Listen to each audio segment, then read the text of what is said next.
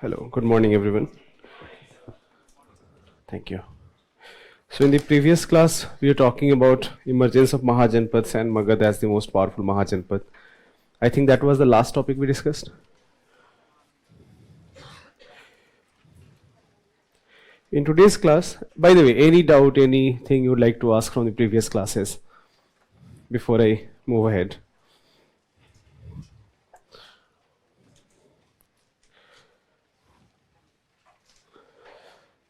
In today's class, our main topic will be, we are going to discuss about Mauryan Empire. This is a very, very important topic for prelims as well as sometimes for mains examination.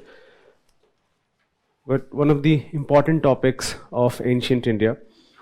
But before I talk about Mauryan Empire, a very small theme which I should discuss first is, let me show you on a map and it will become more clear.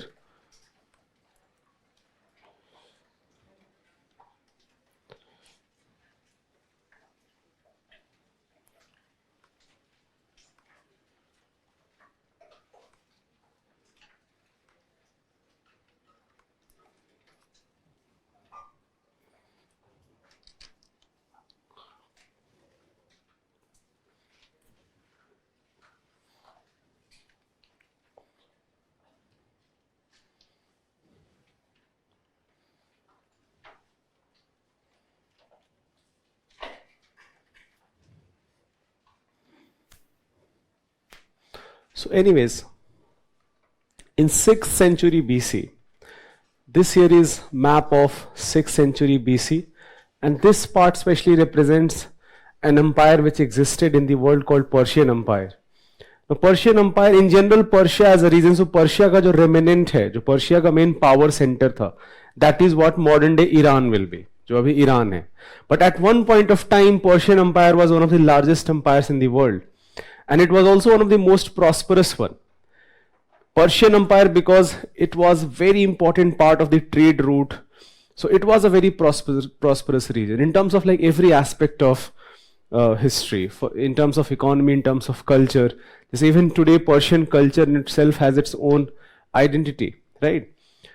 So Persian Empire was a very powerful empire as early as 7th century BC or 6th century BC. And at one point of time, they had occupied this entire region of Central Asia, West Asia. And in about 6th century BC, they attacked India. So the first invasion of India from outside, which occurred, was by Persian kings under a king named Darius. And Darius, those of anyone who has watched the movie 300? 300 movie dekhi hai, right? So 300 movie, historically it's a very fake movie. It's very incorrect movie, even though in general it's a very good movie. Like as a movie, it's a very good movie, but historically it's quite inaccurate. So there is no mention of these 300 people who stopped Persian army. That would not have been possible. Without any doubt, Persians and Greeks fought with each other, and that fight, even though Persians were more powerful at that point of time, but that fight ended in a stalemate. They did not lead to victorious Persian victory, or Greeks were able to just resist this Persian aggression. Persians were not able to occupy Greeks, but that mainly occurred because of their powerful navy. Greeks had very powerful navy. So anyways, 300 movie, just I'm giving you a reference because 300 movie ka jo villain hai and how he has been portrayed is Xerxes. Now Xerxes is son of Darius. So Darius attacked India in 6th century BC, and he conquered this region of Gandhar region. We are talking about Gandhar as a Mahajanpad, jo Takshila pura region hai. And this Gandhar region, northwest frontier of Indian subcontinent, it became part of Persian Empire for some time. It in fact became one of the provinces of Persian Empire, and as per Persian inscriptions, it became one of the most prosperous province. So ये जो reason है, in fact, the term Hindu for the first time emerges in Persian inscriptions. The term Hindu basically signified anyone who is living beyond the river Indus, right? So it does not have as such any religious significance. It does not have any religious connotation. It actually denoted everyone who is living beyond Indus River. So it emerges for the first time in Persian inscription, and from there it of course becomes popular. This term becomes very popular, and later it of course identifies with religion. So anyways, Persian Empire, the long lasting impact of Persian Empire on India was three impacts. First is that it opened many trade routes to India, right? Second thing what happened is that a new type of script was introduced to India, which is called Kharosthi script. Abhi tak jo log use kar rahe the, they were using Brahmi script. So script and language are two different things. ये अभी clear कर लेते हैं सबसे पहले. If I am saying language, language has always existed. What we speak. So what we speak, that has existed as long as human beings have existed, right? Even animals can use some words, not whatever cartoon movies tell you. They have a very limited vocabulary, but they can use few words. Human beings can of course use lot of words. So words जो है ये तो हमेशा से exist करते आ रहे हैं. But जो script है, that how you write, like what is the rule you have to follow, what is the grammar, ये जो सारी चीजें हैं, that is frankly a very recent development. If we talk about the entire human history, then writing and rules of writing, that is a very recent development. So how you write, what type of rules, protocols, grammar you follow, these are the aspects of script. So for example, right now we use Devanagari when you write Hindi. If you're writing English, you use Roman script. But you can of course write English in Devanagari script. Nothing is stopping you, right? तो आप English भी तो लिख ही सकते हो ना देवनागरी में. So script, I can use the same script to use various languages. For example, Sanskrit was written in ancient times in various other scripts. For example, one of the most famous script was Siddhamatrika script, or even before that it was Brahmi script for that matter, right? There is a script which emerged in South India which is called Tamil Brahmi script, that it has many elements of Brahmi script but at the same time some elements of Tamil script. So anyways, a new type of script was introduced to India which is called Kharosthi script, and Kharosthi is very similar to what modern day lot of languages which we use from right to left जो हम लिखते हैं, right? जैसे उर्दू अभी भी right to left लिखते हैं. So Kharosthi was a script जहाँ पे writing was from right to left. So that is a very major, in fact, if we have to say that a long-term impact of this invasion was this. Of course, new trade routes emerged, that is there, and few elements, few contributions to cultural tradition also, that also became very popular into India. But overall, if you say that the impact was not that much, it was just few scripts, political impact या social impact, as such a religious impact, ऐसा कुछ भी नहीं था. For example, Persian Empire, they were followers of a religion called Zoroastrianism, जो अभी भी Parsis follow करते हैं. The term Parsi, I am very sure that you know that many Parsis live in Mumbai. सुना होगा आप सबने. So why that happened is that when Persian Empire was conquered by recently Islamized tribes, and when Persia as a region became Islamized, the rulers accepted Islam as a religion, then many of the people who were following Zoroastrianism, they were given an option that either to convert, die or leave. So many of them chose to leave, and many of them came to India. But that is, again, that is a very recent phenomena that occurred in 8th, 9th, 10th century, right? So even though Persian Empire, the rulers were following Zoroastrianism as a religion, we do not find Zoroastrianism, impact of Zoroastrianism into India. So overall, in terms of religious impact or social impact, or for that matter political impact, it was very minimal. But few impacts, जो long term, अभी तक जो हम few long term impact was introduction of certain scripts, opening of new trade routes. Now, so this was the first invasion which occurred to India, and the second invasion which occurred to India was, now this map here represents the map of, I'm very sure all of you have heard about Alexander, right? So Alexander was on a mission to conquer the world. He dared to do that. He thought that he has the wit and he has the courage that he is going to conquer the world. And as part of the process, he first, for example, destroyed Persian Empire. The might of Persian Empire was completely decimated by Alexander. Even though Persian Empire after Alexander again emerges and again becomes very powerful, but for some time the Persian Empire was decimated by Alexander. And then he knows about India. Without any doubt, he knows about India. He knows about this region जो Gandhar reason जो हम discuss कर रहे थे, जो north west frontier of India है, and he attacks India and he fights with a king called Porus. सबको पता होगा जो अलेक्जेंडर एंड पोरस की जो लड़ाई है. So he fights with Porus, defeats Porus, and he is very impressed with his valor, so he gives his kingdom back, but he appoints him as one of the governors. And the term for governor in Greeks were satrap, और छत्रप हम बहुत बार बोलते हैं. Same ये जो सत्रप और छत्रप system है, that will continue later also. I will talk about this term satrap in next class also, जब हम next theme discuss करेंगे. But anyways, Alexander conquered this region. He wanted to attack Magad. At this point of time, Nanda dynasty was ruling India. जो Mahapadmanand and Dhananand we talked about in the last class.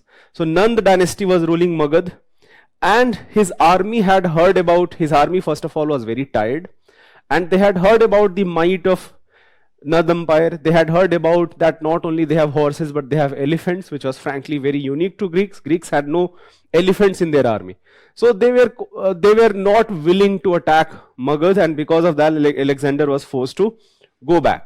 So this attack occurred in 326 BC. Alexander died in 323 BC. He died 3 years after this attack, right?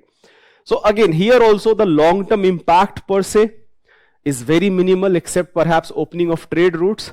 Second, now India is very famously, India becomes as one of those regions जो Greeks ने बहुत detail में लिखा है.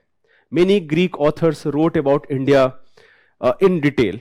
And in this region, जो अभी region of Pakistan, Afghanistan होगा, as well as some part of Central Asia, many Greek small provinces initially as part of Alexander Empire, but later with the death of Alexander, they declared their independence and they set up their own kingdom. So these regions were now ruled by some Greek rulers.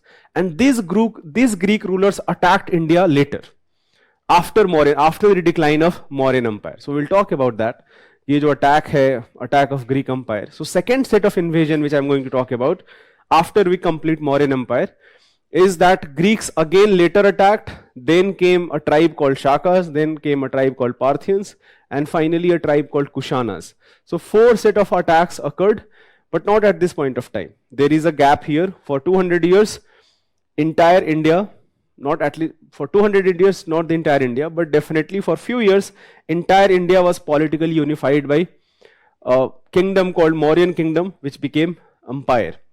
And this map here represents the territorial extent of Mauryan Empire. Now this is the first instance where entire India, except few regions, for example, Cholas, Cheras, Pandyas in south, as well as जो northeast पूरा frontier है, northeast region है, because geographically it is very very difficult to march to northeast. Apart from that, all of India, all of Pakistan, part of Afghanistan, all of it was part of Mauryan Empire, right? So we'll talk about Mauryan Empire, but before that, just write down few things here. Give this heading.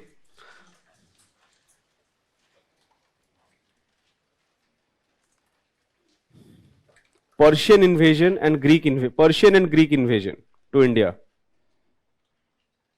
Persian and Greek invasion to India.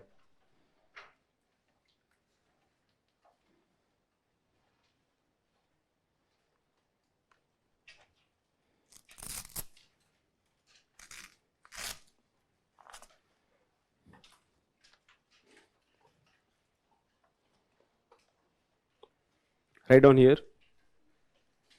Persian ruler Darius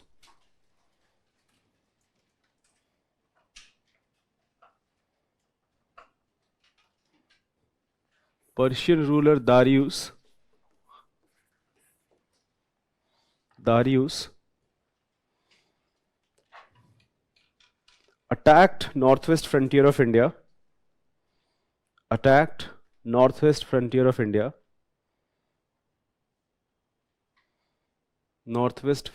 India in about 516 BC.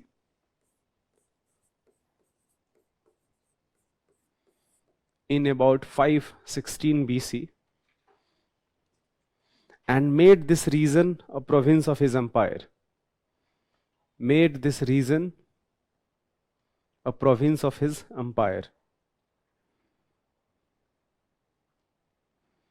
province of his empire.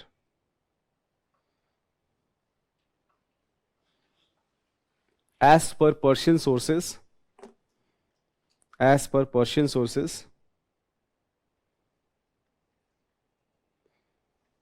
it became one of the most prosperous region of Persian Empire. It became one of the most prosperous region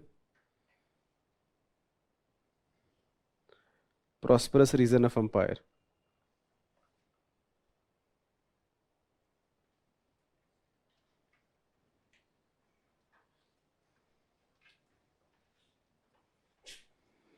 Write down. It led to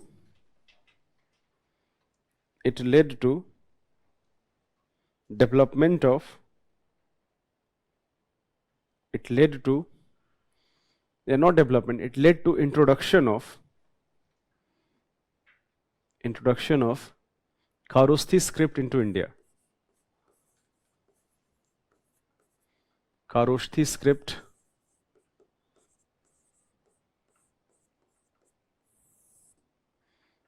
to India.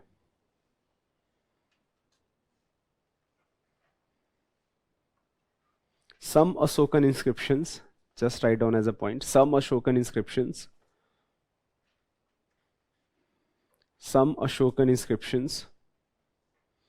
are written in Kharosthi,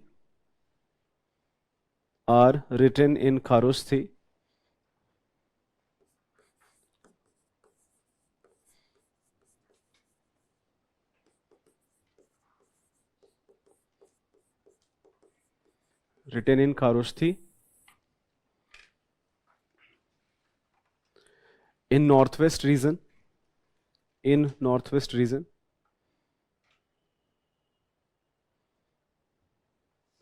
Successors of Darius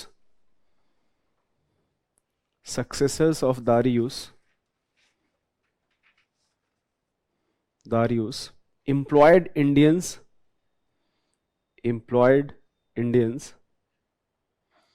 in battle against Greeks.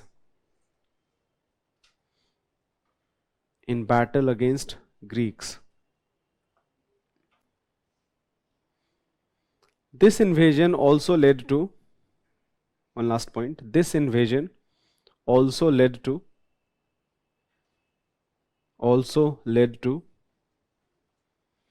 opening of new trade routes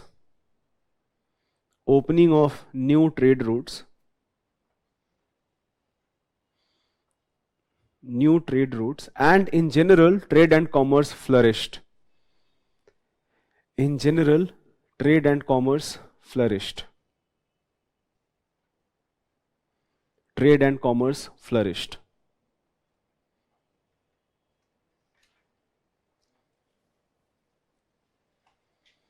Just to give you a small perspective, in ancient time a trade route existed which connected China, the region of China, to this region of Europe. A trade route existed thousands of kilometers long which connected China to Europe. This trade route was called Silk Route. The reason it was called Silk Route, even though many commodities were imported and exported from different parts of the world, but the reason it was called Silk Route because silk was in very high demand in Europe and silk was produced into China. So the Indian region, especially this region of Kashmir, Punjab and part of Pakistan, this became a very, very important center of Silk Route. And not only that, because of this Silk Route, another trade route existed in northern part of the country, which was called Uttarpath, which connected the river Indus to Bengal. So a lot of things were exported from these regions to different trade centers here on trade route, and then they were exported to other regions of the world. So India, because of this Silk Route, India became a very, very prosperous, many kingdoms became very, very prosperous in ancient times. Anyways, I will talk about this जब हम कुशानास के बारे में हम discuss करेंगे. Just to give you a background. Give the next heading, Greek invasion.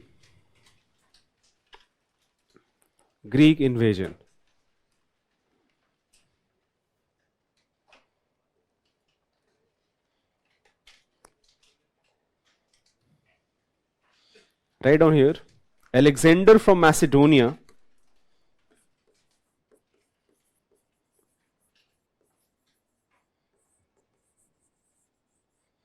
Alexander from Macedonia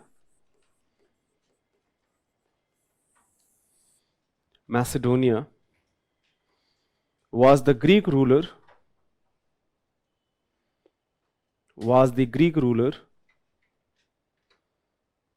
who destroyed Persian Empire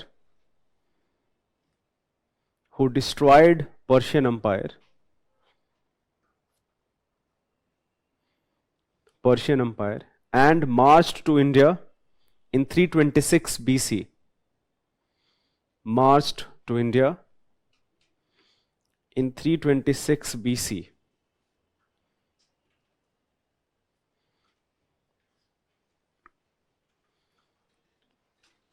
One of the rulers of Takshila, Ambhi, one of the rulers of the region Takshila, Ambhi,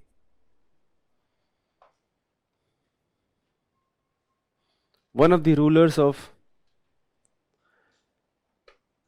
Takshila region, Ambhi, submitted to the invader,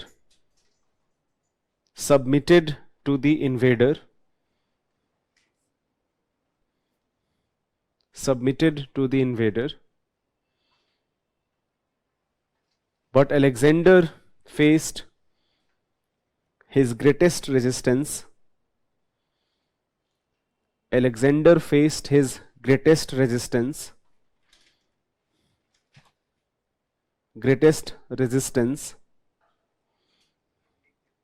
Alexander faced greatest resistance by Porus.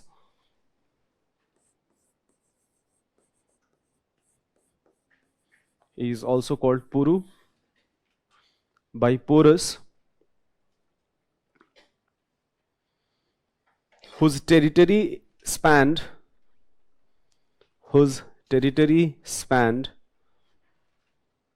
the region between Jhelum and Chenab river. The region between Jhelum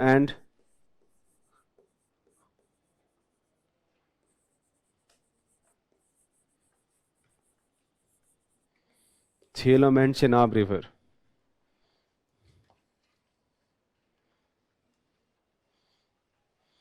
At the Battle of River Hydaspes,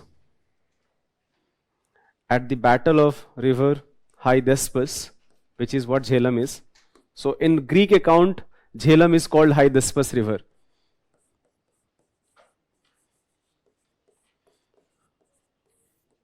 At the Battle of River Hydaspes,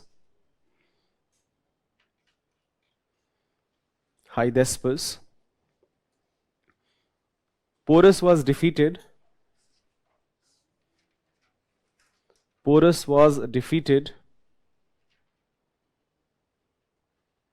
But his bravery inspired Alexander.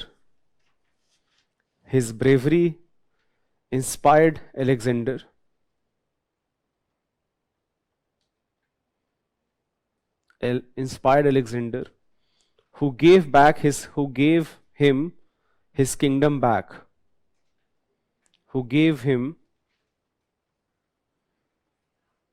his kingdom back. Porus was reinstated as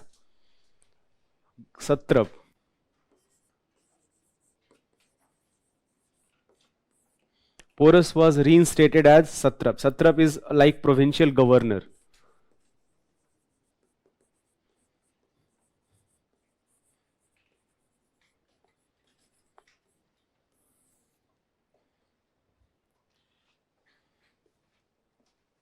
After this, Greek soldiers were tied.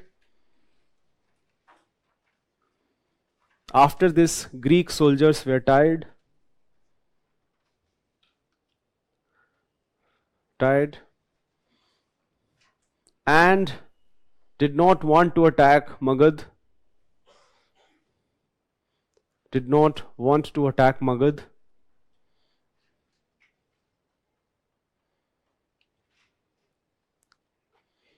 Write down next bullet point. This is the first incidence of direct contact between India and Europe. This is the first incidence of direct contact between India and Europe. This is the first incidence of direct contact between India and Europe, and it arose further European interest in the Indian subcontinent. And it arose further European interest in the Indian subcontinent.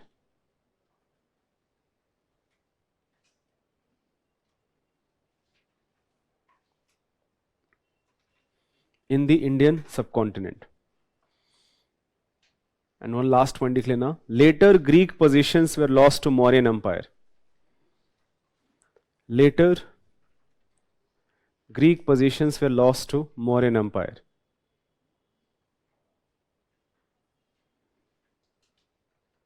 Greek possessions were lost to Mauryan Empire.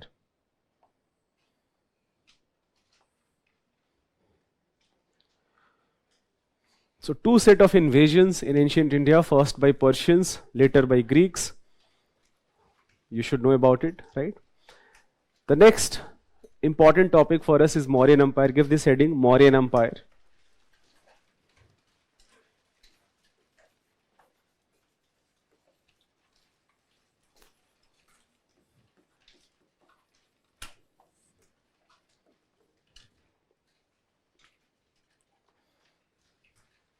Surya has a question, was the Silk Route same as Belt and Road Initiative of present China? That is correct actually. अभी अगर आप newspaper पढ़ते होंगे, so you must have heard an initiative called Belt Road Initiative by Chinese government, right? So that is actually inspired from the ancient Silk Route which existed. So the inspiration is same, but they also are investing into maritime Silk Route. So the inspiration, yes, you are correct. The inspiration is actually from the Silk Route which existed in the ancient world. Anyways, Mauryan Empire, the first political unification of India. Three set of rulers, three first rulers of Mauryan Empire. It was established by Chandragupta Maurya. His son Bindusar became the next ruler, and the greatest ruler of Mauryan dynasty was Ashoka. In fact, Ashoka can also be considered perhaps the greatest ruler of ancient as well as medieval India. Right? We use Ashoka the Great. And there is a reason why do we do that. We will talk about why do we use Ashoka the Great. Was he really great or greatness imposed on him? But in general, Mauryan Empire, this led to the first political unification of India. We frankly do not have lot of information about the expeditions, political expeditions, in the sense that which wars were fought, who were the rulers. ये सारा information हमारे पास नहीं है frankly.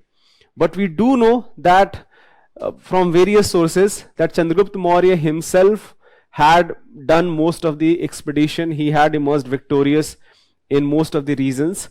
Bindusar, perhaps some rebellions may have occurred here and there, and Bindusar was able to crush those rebellions.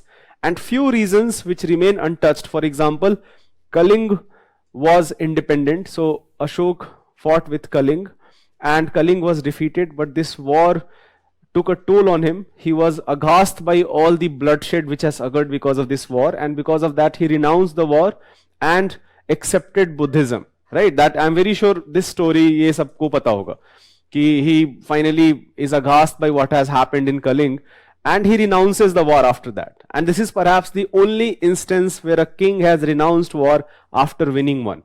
Generally, king renounces war after losing one, but he emerges victorious and renounces the war.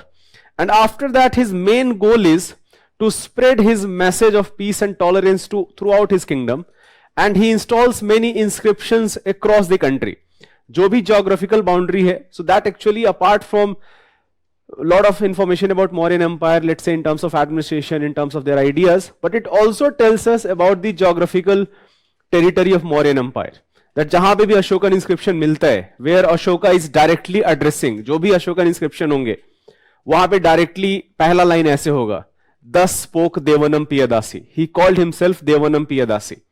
So he is directly addressing to his subjects, right? So that actually tells you the political boundary of Mauryan Empire, and that tells you that almost entire India, with few reasons, few exceptions, was unified by Mauryan Empire. But anyways, I will talk about Ashoka in detail. But even before that, let's first understand the important sources, like what are the important sources to know about Mauryan Empire. So give this heading, sources. Now there are many sources, but there are three major sources. जो सबसे important sources हैं वो तीन source हैं. उसके अलावा बहुत सारे smaller sources हैं. But the three most important sources, the very first is Kautilya's Arthashastra.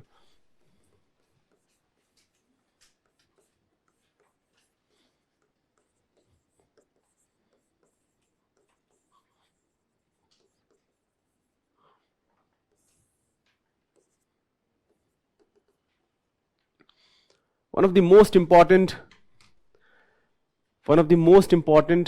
textbooks written in ancient India is Arthashastra. Arthashastra is the first text in ancient India which talks about statecraft, which talks about political economy, like how a king should behave and how overall the administration should be organized. So even though by the name it may seem like that it is a book about economics, but it is actually a book about political economy. Rather, it is less about economics, it is more about the political affairs of a king. So Kautilya's Arthashastra, there was a lot of debate. It was discovered during British time, it was lost in the period, it was rediscovered during British period, and there was a lot of debate regarding who exactly wrote this book, and whoever the author was, in which time period he belonged to. So many people felt that it is actually a post-Mauryan text, it is not a Mauryan text. There is a lot of debate, but so for example, there are three names which are very popular: Vishnugupta, Kautilya and Chanakya. So many historians felt that these are three different people who belong to different time period. But now there is an acceptance that all these three people are same. Vishnugupta may be his personal name, Kautilya may be his Gotra, and Chanakya may be his name of, he basically was son of Chanak, and because of that you have this name Chanakya.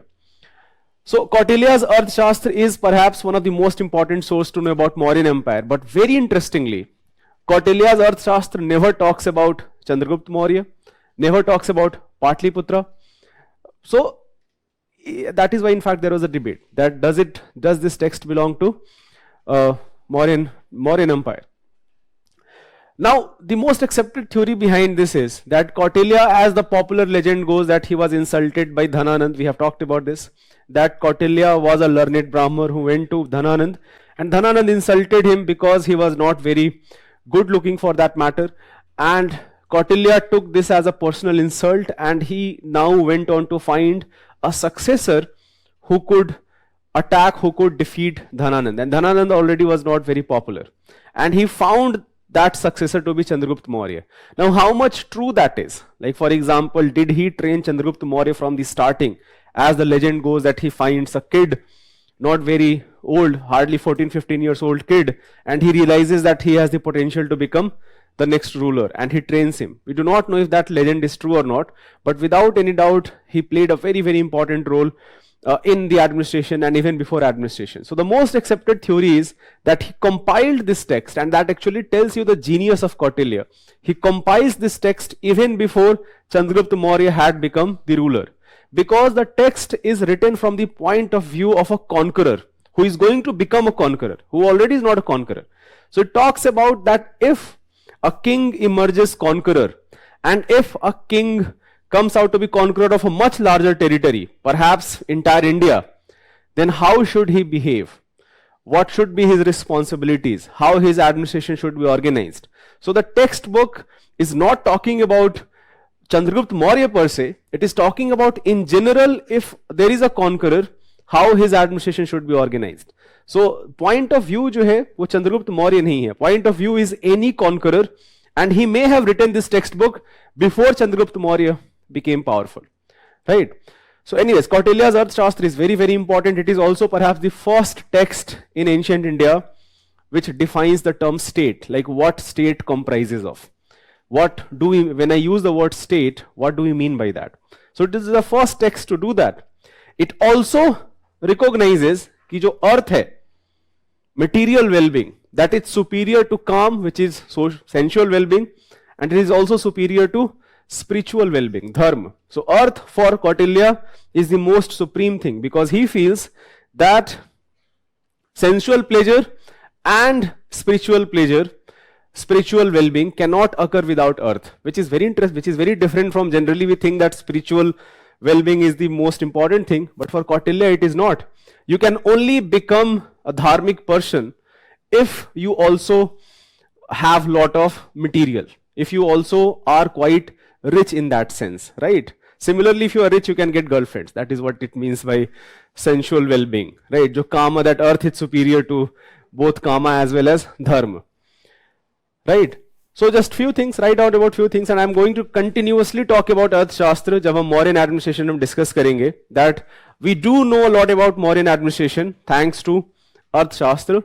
However, we have to be very careful while choosing stuff from Arthashastra, because it is not talking about Patliputra per se, it is not talking about Chandragupta Maurya per se. So we have to be very careful, right? We have to use other sources also to find out that whatever is mentioned in Arthashastra, if everything was implemented exactly as the same, or things were little different. And in many cases we do not have answer to that question, but we can find other sources and we can come to certain conclusions about Mauryan administration. So that is, by the way, first important source. Just write down few things. Arthashastra is attributed to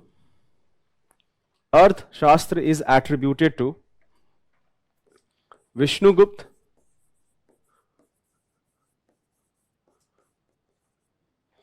personal name of the author,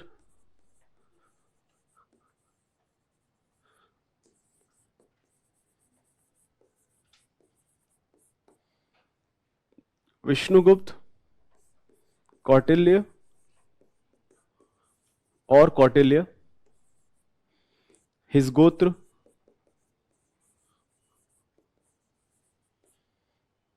or Chanakya,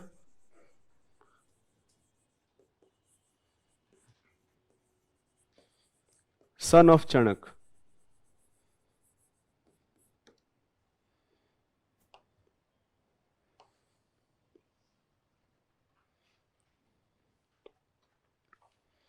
It consists of 15 books. It consists of 15 books.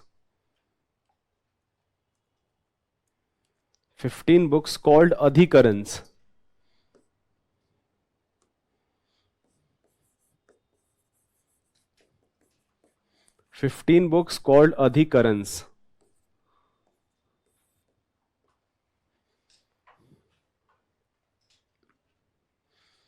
The first five deal with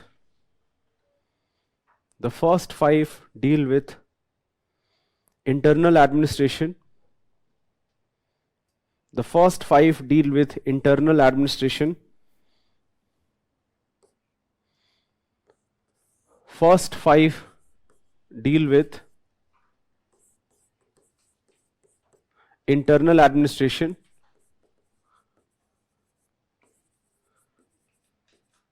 Which is called Tantra. So internal administration is called Tantra here. You should not get confused with Tantra as a religious practice, या तांत्रिक practice जिसको हम बोलते हैं. In the case of Arthashastra, Tantra here means internal administration. The next 8 deals with interstate relation. The next 8 deals with interstate relation. Interstate relation, which is called AVAP.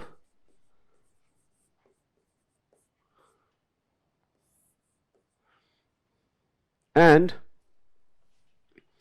rest deals with miscellaneous topics. Rest deals with miscellaneous topics. There is a question by Ritesh, Kautilya Arthashastra was written in which script? Okay, so the answer to that question, originally which script was used, that is very difficult to answer. We have to assume that maybe it was written in Brahmi script because it was the most popular script at that point of time, but the language was Sanskrit, without any doubt. Arthashastra was written in Sanskrit, so the language was Sanskrit, but the original script, how it was compiled for the first time, we frankly do not have answer to that question. We will have to assume that maybe Brahmi script was used. अभी जो अर्थशास्त्र के जो भी translations होंगे, for example even Sanskrit version होगा, that will exist in Devanagari script, many translations in different languages. Arthashastra is one of the most translated text books from India, right.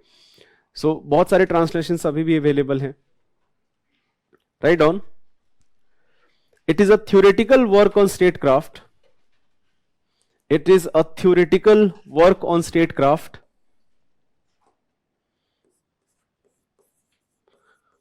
Theoretical work on statecraft, not a descriptive one.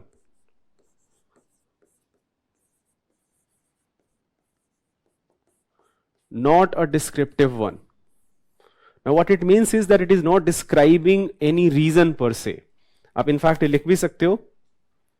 It does not contain any information about Mauryas, Chandragupta or Patliputra. It does not contain any information about Mauryas,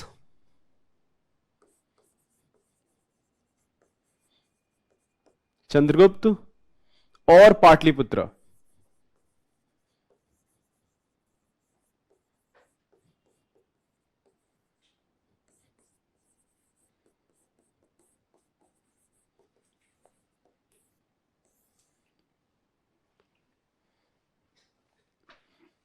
It is the first text to define a state.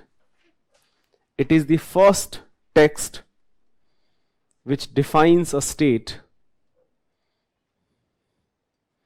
Which defines a state.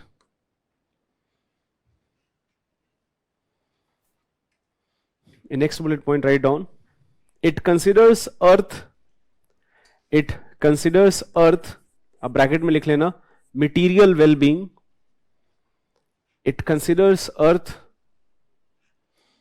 material well-being, is superior to dharma, is superior to dharma, which is spiritual well-being, and calm, which is sensual well-being.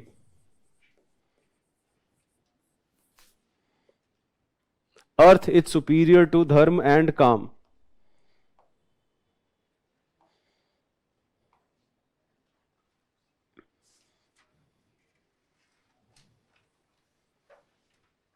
And the last point लिख लेना. The entire discussion is from the point of view of. The entire discussion is from point of view of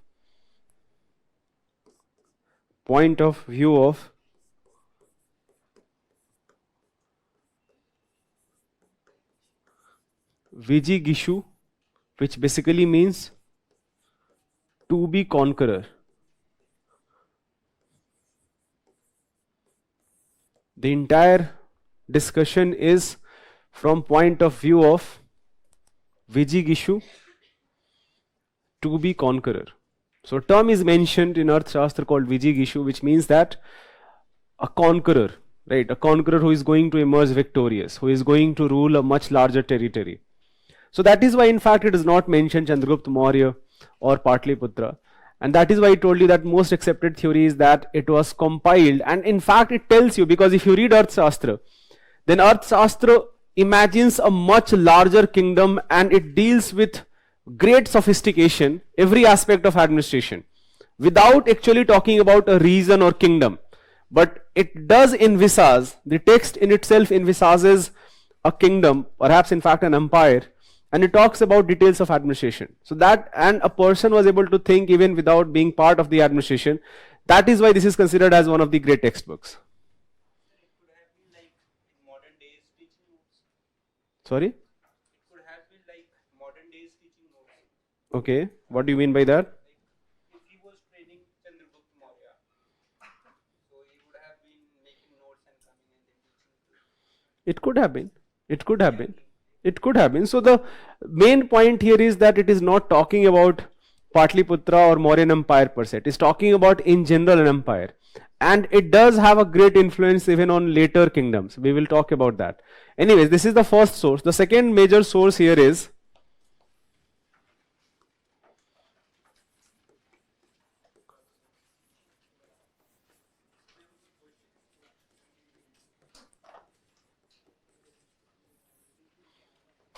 Yes, I know that. About slavery.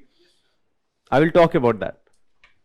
I will talk about the tradition of slavery as mentioned in Arthashastra. The second source is Megasthenes Indica. Now, Megasthenes, let me give you a brief background here. So, Alexander had returned back, but he gave all the territory he emerged victorious. All of those territories went to his provincial governors, his commanders. Now, one of the most powerful commander which emerged from Greeks was a person called Seleucus Nicator. So, Seleucus Nicator established his kingdom around what modern day Kandahar will be. Afghanistan mein jo Kandahar region hai, around this region. And Seleucus Nicator in very soon he emerged as the most powerful king, as the most powerful ruler, because he had declared independence for all practical matters. After death of Alexander, there is no one who is now, for example, who is as in fact enthusiastic about emerging victorious across the world. So anyways, Seleucus Nicator is the primary threat now. So Seleucus Nicator and Chandragupta Maurya fought with each other. Chandragupta Maurya was in fact, he was very visionary in that sense. He knew that the kingdom will remain vulnerable as long as northwest frontier is not protected. And because of that, one of the first expeditions he does is against Seleucus Nicator. Seleucus is defeated and a peace treaty is signed. As per this peace treaty, lot of territory which Greeks had won over, they were given back to Chandragupta. And Chandragupta also gave lot of gifts to Seleucus Nicator that included many elephants. And the daughter of Seleucus Nicator was married to Chandragupta Maurya, and a permanent ambassador was stationed in the court of Chandragupta Maurya. His name was Megasthenes. So Megasthenes was ambassador of Seleucus Nicator.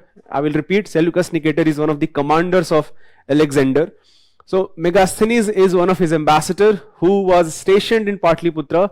In fact, he traveled to different part of the country also.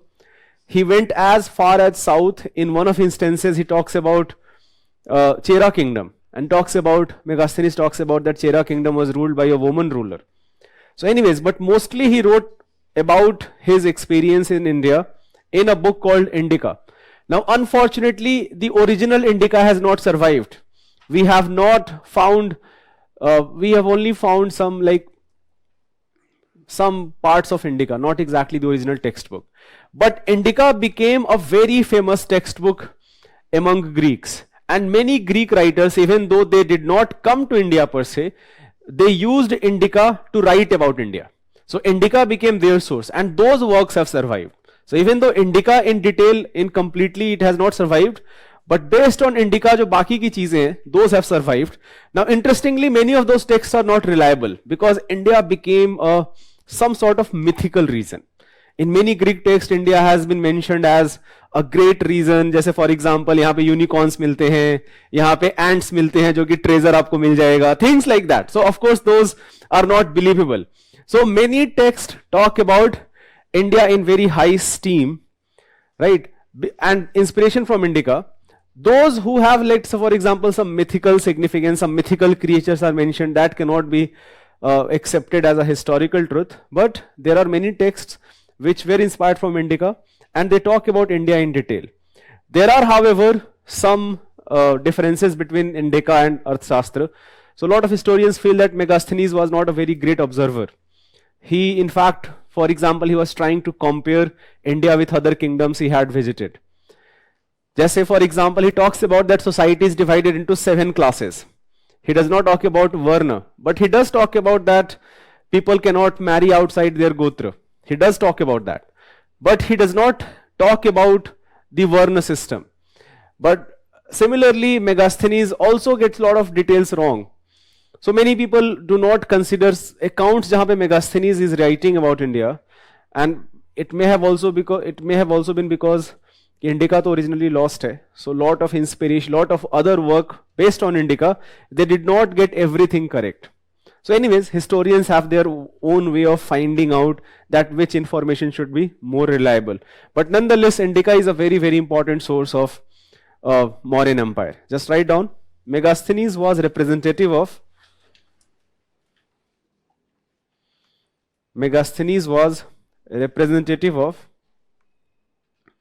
Seleucus Nicator Seleucus Nicator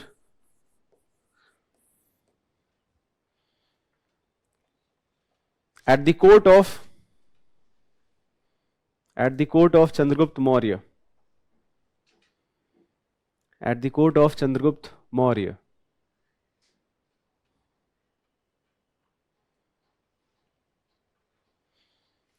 The original work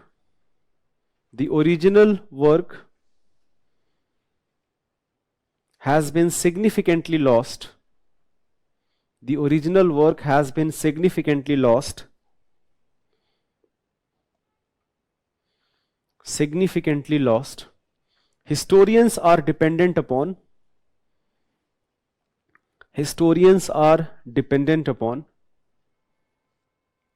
later interpretations from Greek writers such as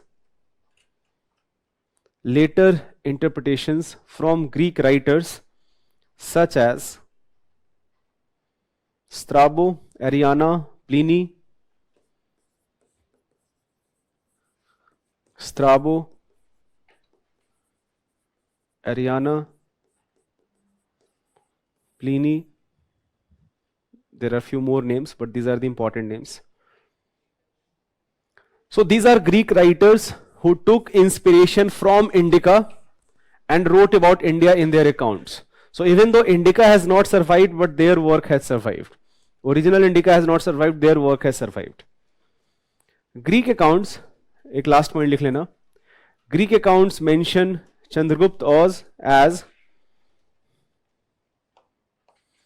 Greek accounts mention Chandragupta as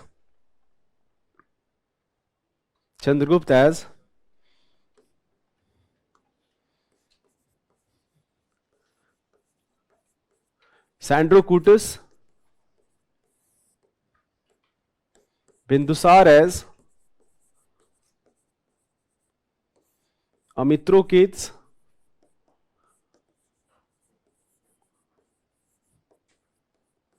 and Patliputra as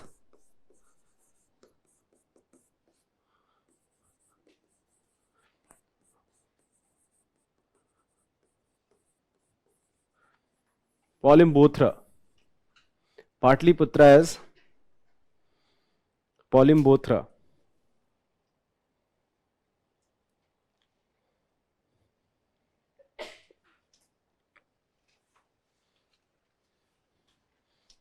Amitrochates may have been inspired from Bindusar. Another name was Amitraghat. So maybe because of that it is Amitrochates. So this is the second source, and third major source is Ashokan inscriptions.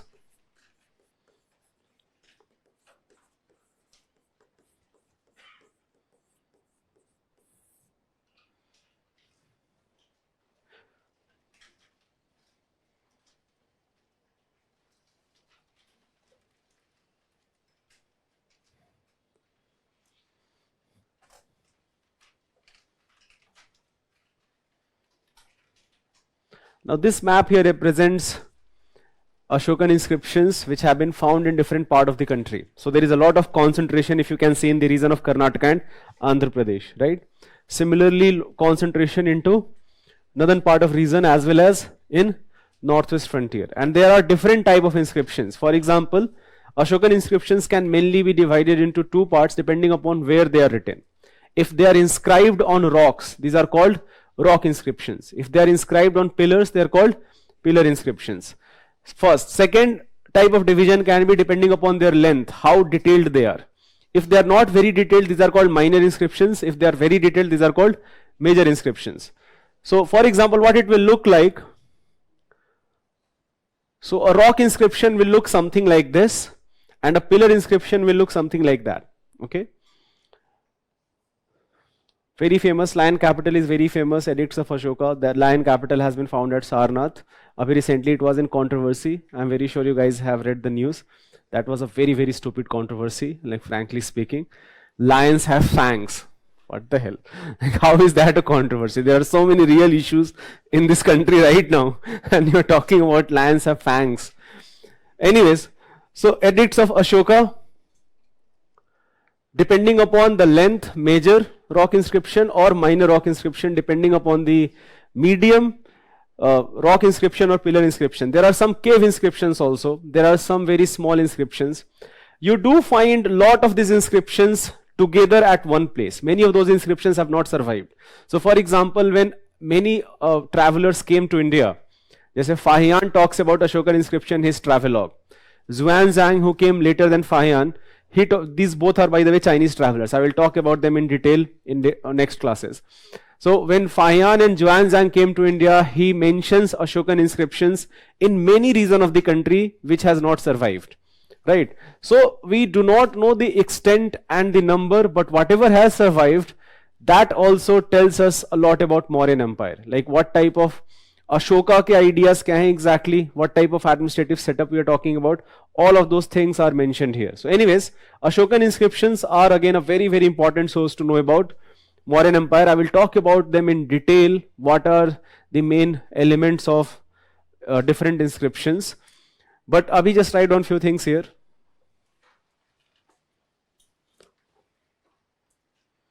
There are 14 major rock edicts. There are 14 major rock edicts.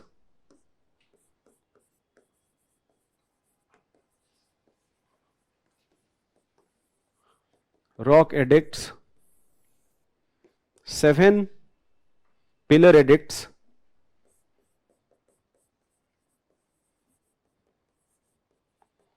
7 pillar edicts,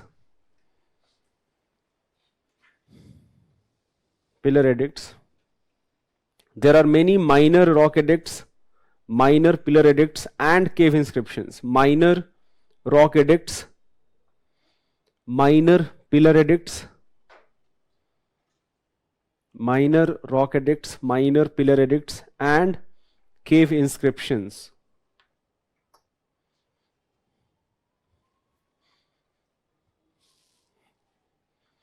Cave inscriptions. They were mainly written in Brahmi script and Prakrit language. They were mainly written in Brahmi script and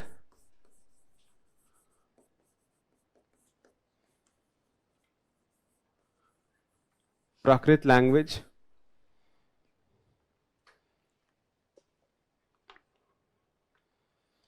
In the very first class, I told you that languages have their own history. Languages develop, matures, and in many cases, languages also die. So for example, Prakrit has not survived per se, but in ancient India, it was the most popular language. Language has been used as a tool of social stratification. Even today that happens. Language is a tool for eliteness. For example, today if you are speaking English, you belong to elite class. In ancient India also, if you are speaking Sanskrit, you belong to elite class. So Sanskrit, for example, was a language of elite people. But common people spoke Prakrit as the major language. So Prakrit ke kuch words they have survived, but Prakrit as a language has not survived. Similarly, Brahmi as a script has not survived. Brahmi script later changed. In Gupta period, there was a very famous script called Siddhamatrika script. And that Siddhamatrika script is actually mother of many other scripts which we find in especially in northern India. So especially for example the Devanagari script hai, which is very popular. So Devanagari script jo hai, that emerges from Siddhamatrika script. So anyways, both Brahmi script or Prakrit language, they have not survived, and because of that, when these inscriptions were discovered during British period, nobody knew what is written here. Right? So the first person who was able to decipher Brahmi script was a person called James Pricepp. आप write down. अच्छा इसी में एक line और लिख लेना भाई दबे हमने क्या लिखा था Brahmi script and Prakrit language some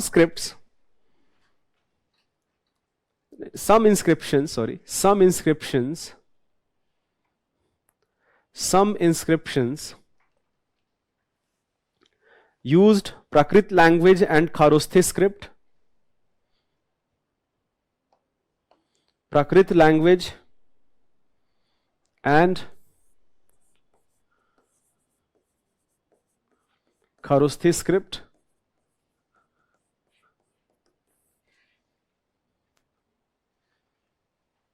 Few inscriptions are also written in Few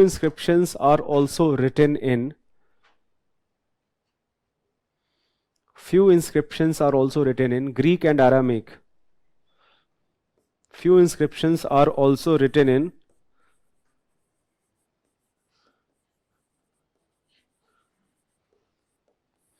Greek and Aramaic. So ये जो है, you are only going to find them in the northwest frontier, जो region of Pakistan, Afghanistan है. So let me show you again on the map. What do I mean by that? So use of Greek or use of Kharoshthi, you only find in this part of the country. In other part of the country, Brahmi and Prakrit, they are the most important combination. Okay.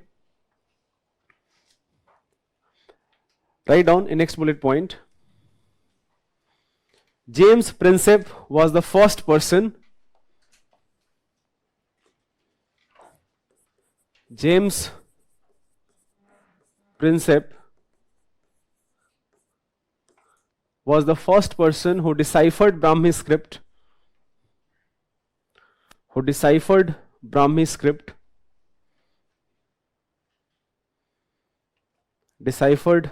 script from rock edicts of Ashoka.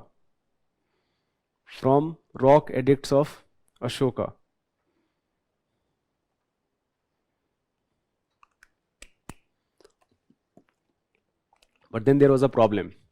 So many rock edicts of Ashoka, they do not use the word Ashok per se. They use the word Devanam Piyadasi. And for many years it was not very clear who this king is, Devanam Piyadasi. Devanam basically means one who is beloved to God. Piyadasi means who is very good looking. So Devanam Piyadasi or Devanam Priya Piyadasi, lot of times, for example, the script will start something like this: thus spoke Devanam Piyadasi.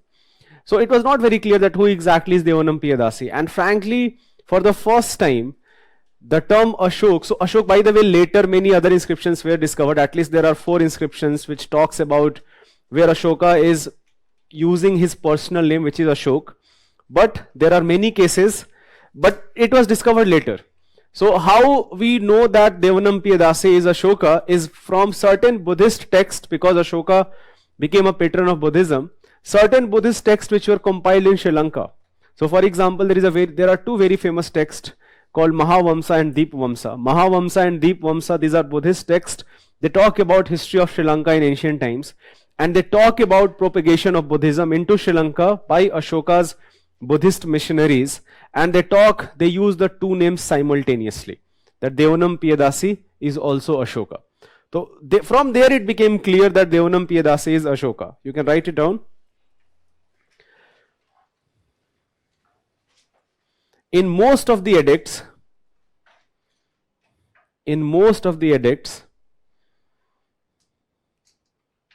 Ashoka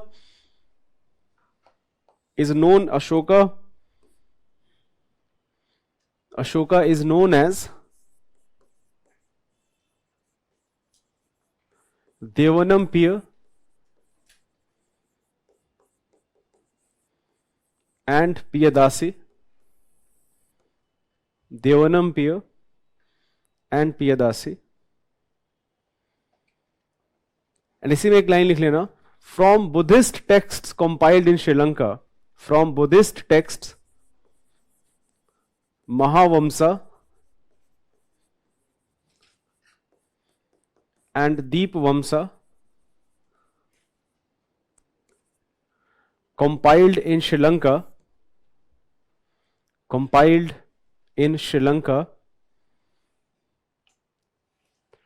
it became clear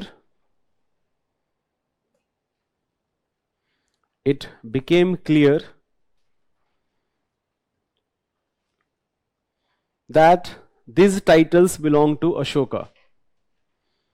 These titles belong to Ashoka. This title belongs to Ashoka.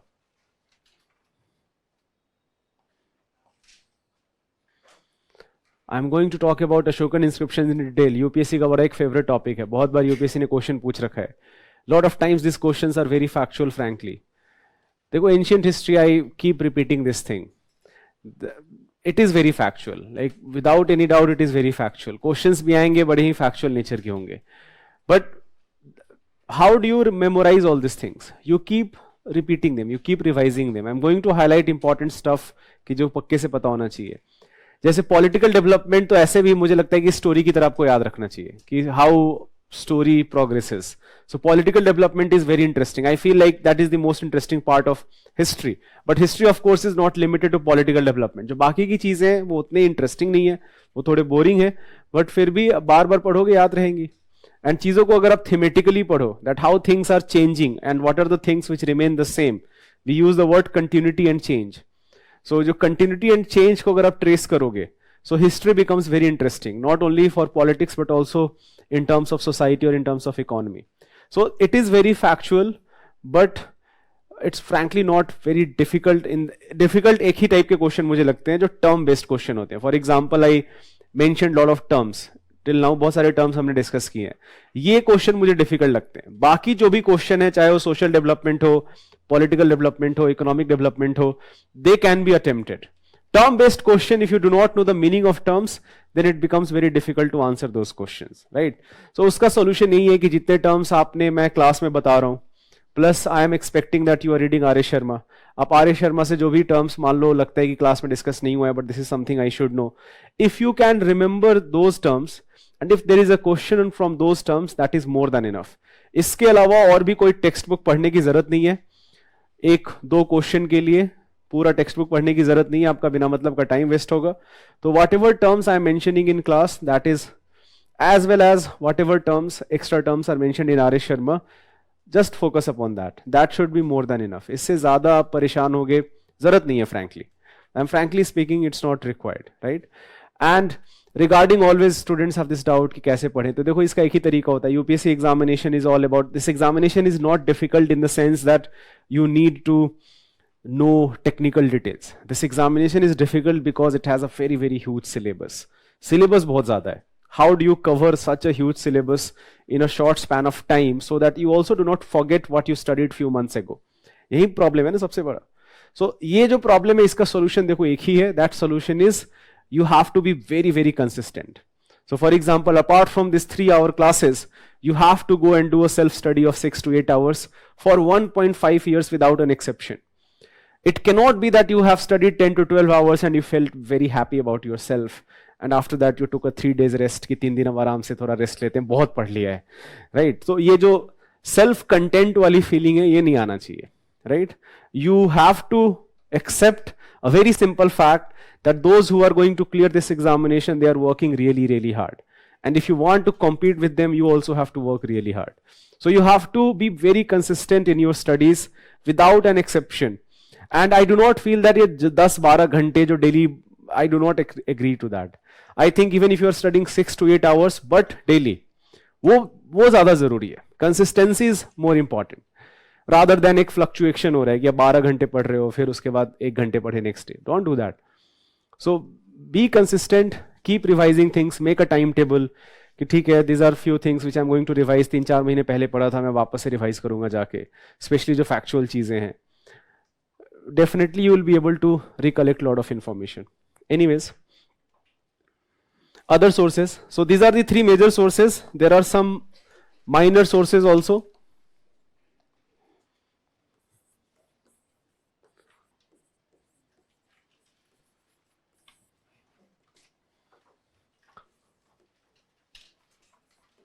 Some minor sources.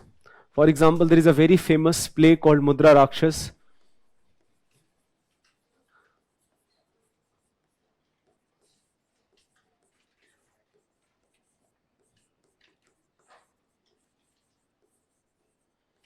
By Vishakha Dutt. Now this play was written during Gupta period, not during Mauryan period, hundreds of years after Mauryan decline of Mauryan Empire. So Mudra Rakshas is a very famous plot. So Mudra Rakshas has 2 parts. In the first part, it talks about how Chanakya trains Chandragupta Maurya to become the next ruler. And in the second part, when finally Chandragupta defeats Dhananand and emerges victorious, then one of the ministers of Dhananand, whose name is Rakshas, Rakshas is not happy with this, and Rakshas plots a lot of things to kill Chandragupta Maurya. And every time he is outwitted by Chanakya. But Chanakya does not get Rakshas killed. He realizes that Rakshas is a very important person. He has great administrative acumen. So he is finally, when Chanakya gives him an offer that you can become a minister to Chandragupta's court, he accepts that offer, and later he becomes one of the trusted person in the Chandragupta's court. So the main plot is a minister of Dhananand who is plotting to kill Chandragupta Maurya, but every time he is outwitted by Chanakya, and finally he accepts Chanakya's offer that he is going to become the minister. So this play was written during Gupta period, but again a very important source to know about Chandragupta and Chanakya. Then I already talked about Mahavamsa, Deepavamsa, these are Buddhist texts. So there are many other Buddhist texts which talk about especially Ashoka, right? Write down in next source. Sangam poet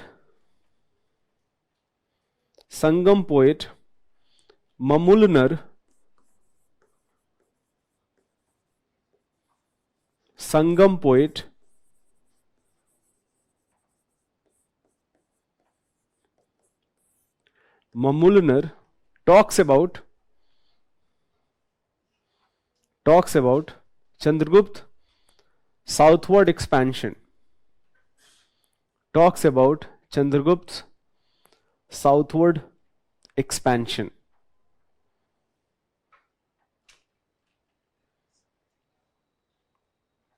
Southward expansion.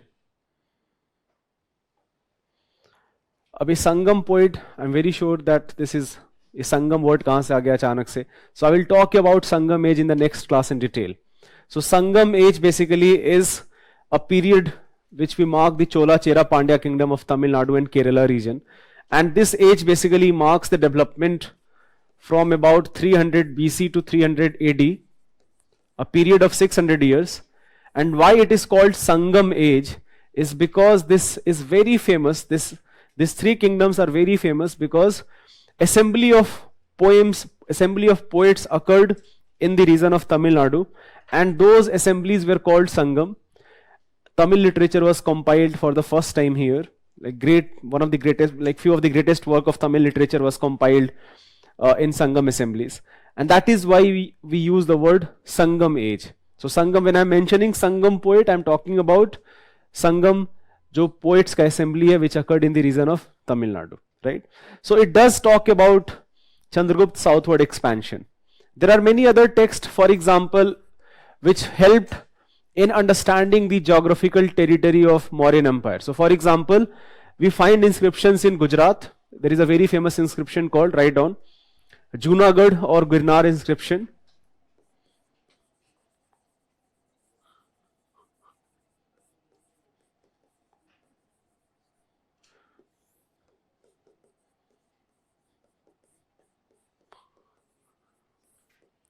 Junagadh Girnar inscription. It belongs to, इसमें एक line लिख लेना, this is very important. It belongs to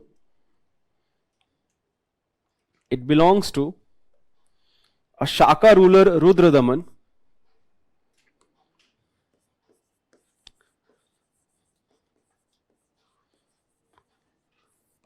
Shaka ruler Rudradaman, who mentions repair work on Sudarshan Lake,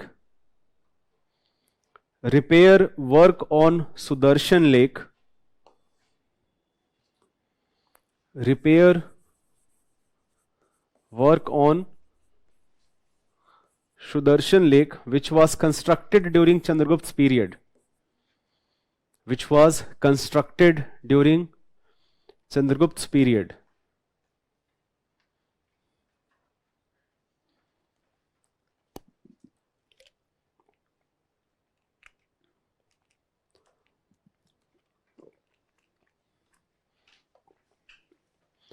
Now this is very important. this inscription, it does not belong to any of the Mauryan rulers. It belongs to a ruler which I'm going to talk about in next classes, a ruler called Rudradaman. Rudradaman ruled the region of Gujarat, and in Gujarat there was a very famous lake called Sudarshan Lake. Now Sudarshan Lake was constructed by one of the commanders of Chandragupta Maurya, whose name was Pushyagupta. So the reason why I have mentioned it here is because it gives you an idea about the political boundary of Mauryan Empire. Because if you look at the Ashokan inscription, you do not find inscriptions in the region of Gujarat and Rajasthan. They may have been, but they have not survived in modern times, right? So Girnar inscription, for example, Girnar inscription is there, but it also has this rock inscription by Rudradaman, which talks about that a lake was constructed here by Chandragupta Maurya. And this is very interesting because Rudradaman belonged to 2nd century BC, or to first, in fact, last of 2nd century BC. And there is a huge gap here, like there are hundreds, more than hundreds years of gap, and even then Chandragupta Maurya is very famous. Not even 2nd century BC. In fact, he belongs to coming of Christian era. So either 1st century BC or 1st century AD. So there is a huge gap here, and even then Chandragupta Maurya is very famous, right? So it does tell you about the Mauryan territory. Similarly, you find some inscriptions in region of Bangladesh. So for example, you can mention in next bullet point. In next bullet point, there are references to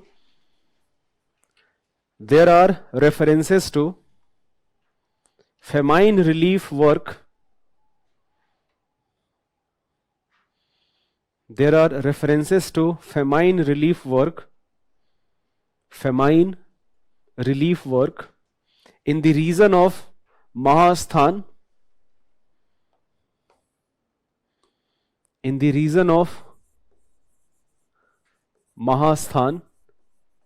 right now it lies in Bangladesh, and Sohagura, which is near Gorakhpur, Uttar Pradesh.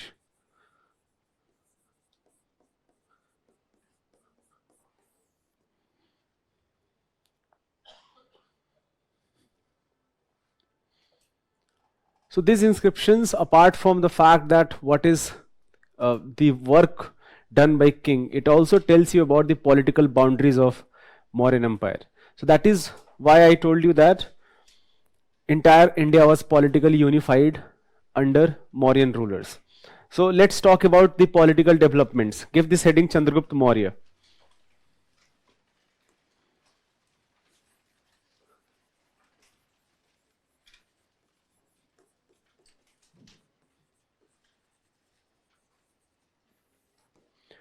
Now Chandragupta Maurya may have ruled from 324 or 321 BC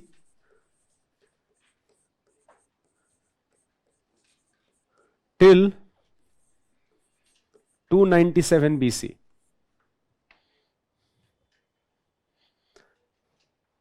(324) or 321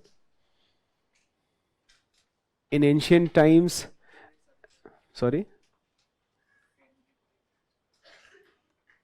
We'll take a break, don't worry. In ancient times, it is very difficult to come to exactly एक year पे आना बहुत मुश्किल है. But here it is 324, 321 BC. इसके बाद let's take a break after talking about Chandragupta Maurya. So anyways, who exactly is Chandragupta Maurya? There are many differing accounts regarding that. So what is his origin? One of the theory was that Chandragupta Maurya, so for example, certain Puranas mention that Chandragupta Maurya belonged to a low-born class. He was not a Kshatriya per se. He may have been Vaishya, or in fact, there is a very good chance that his mother at least was Shudra. That he was son of a Kshatriya and a Shudra woman whose name was Mura. And because of that, the term Maurya is here. That is one theory.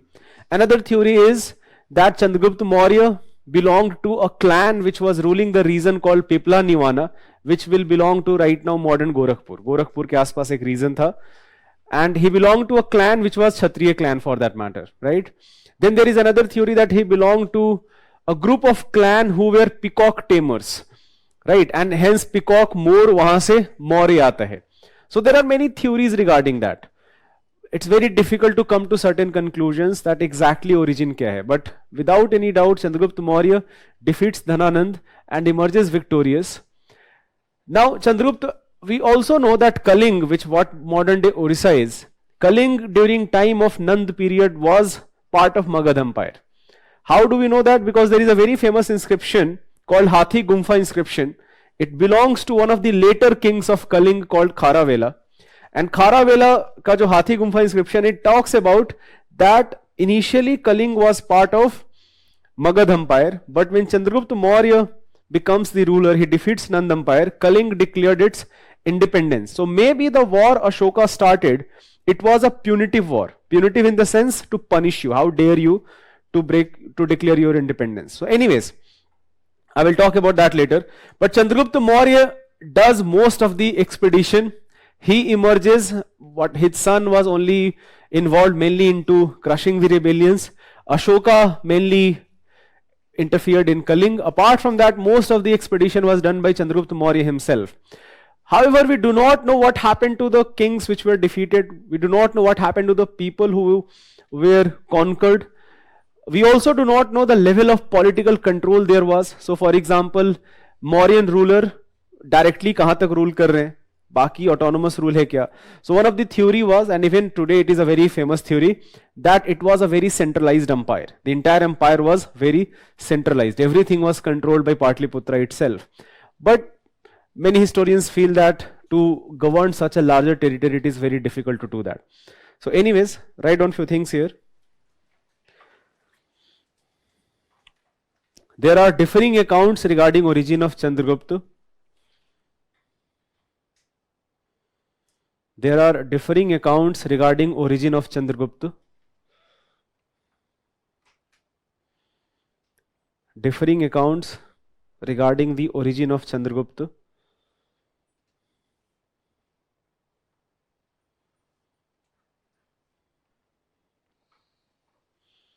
One account states that he was born to a Shudra woman named Mura. He was born to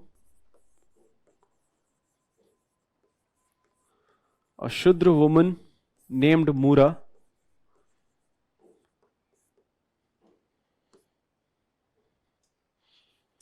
Another account states that he belonged to ruling clan of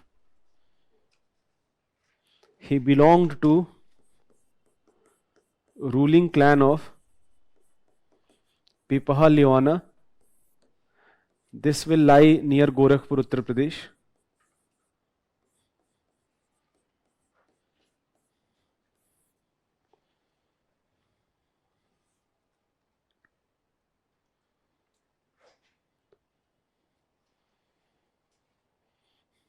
Write down next bullet point.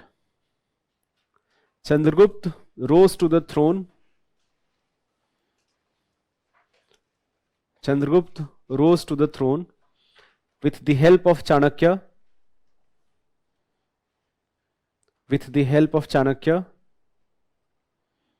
By defeating Dhananand.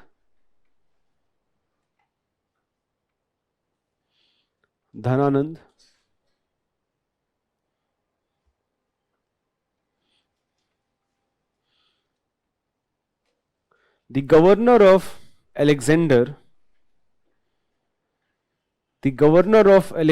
Seleucus Nicator,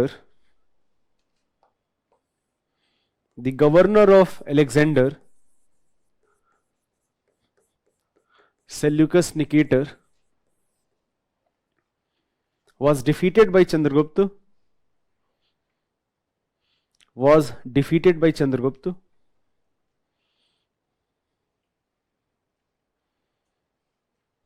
And as a treaty of friendship,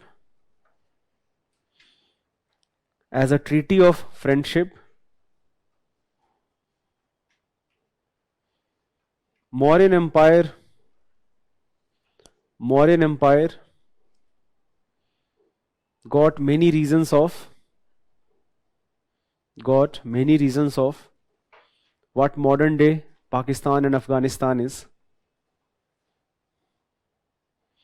what modern day Pakistan and Afghanistan is.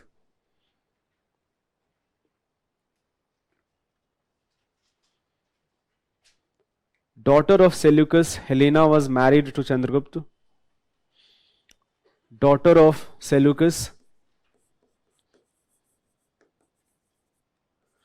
Helena was married to Chandragupta.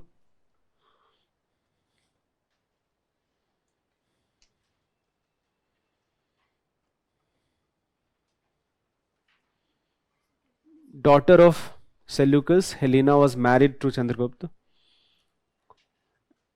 Write down two more lines here. Chandragupta built a very large empire,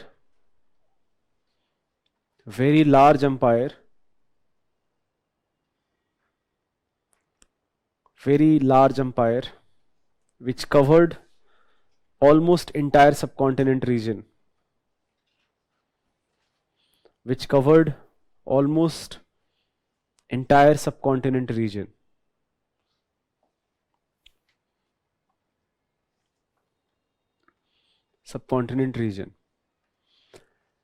And write down last point. So before I talk about the last point, what happened to the later years of Chandragupta? The most accepted theory is that he converted to Jainism under a Jain sage Bhadrabahu, and he went to Karnataka region. There is a place called Shravan-Golbela in Karnataka, where he died practicing a Jain practice called Sallekhana. So there is a very famous Jain practice where in your old age you gradually starve yourself. आप खाना कम कर देते हो.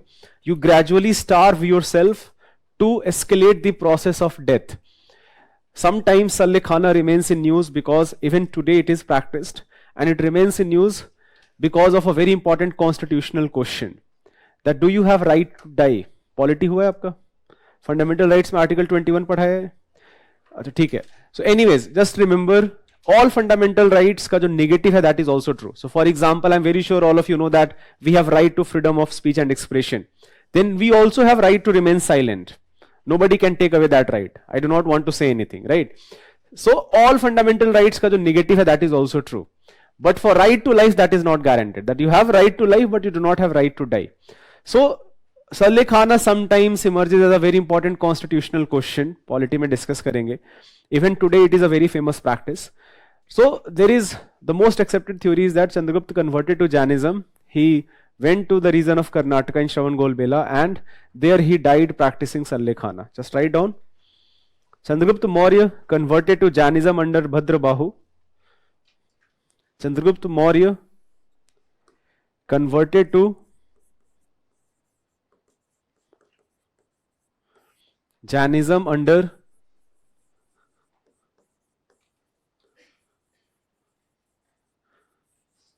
Bhadrabahu and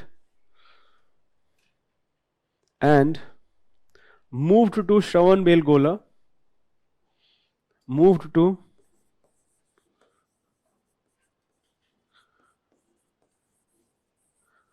Shravan-Belgola, in Karnataka, and died practicing Sallekhana.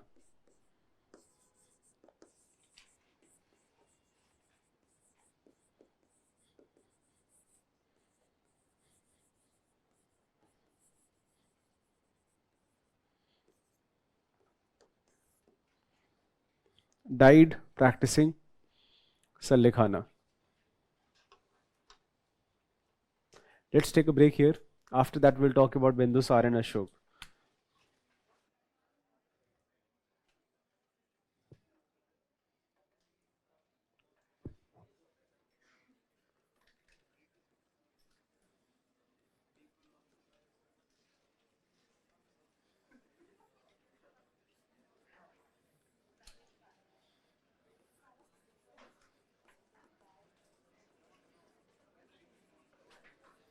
Give this heading Bindusar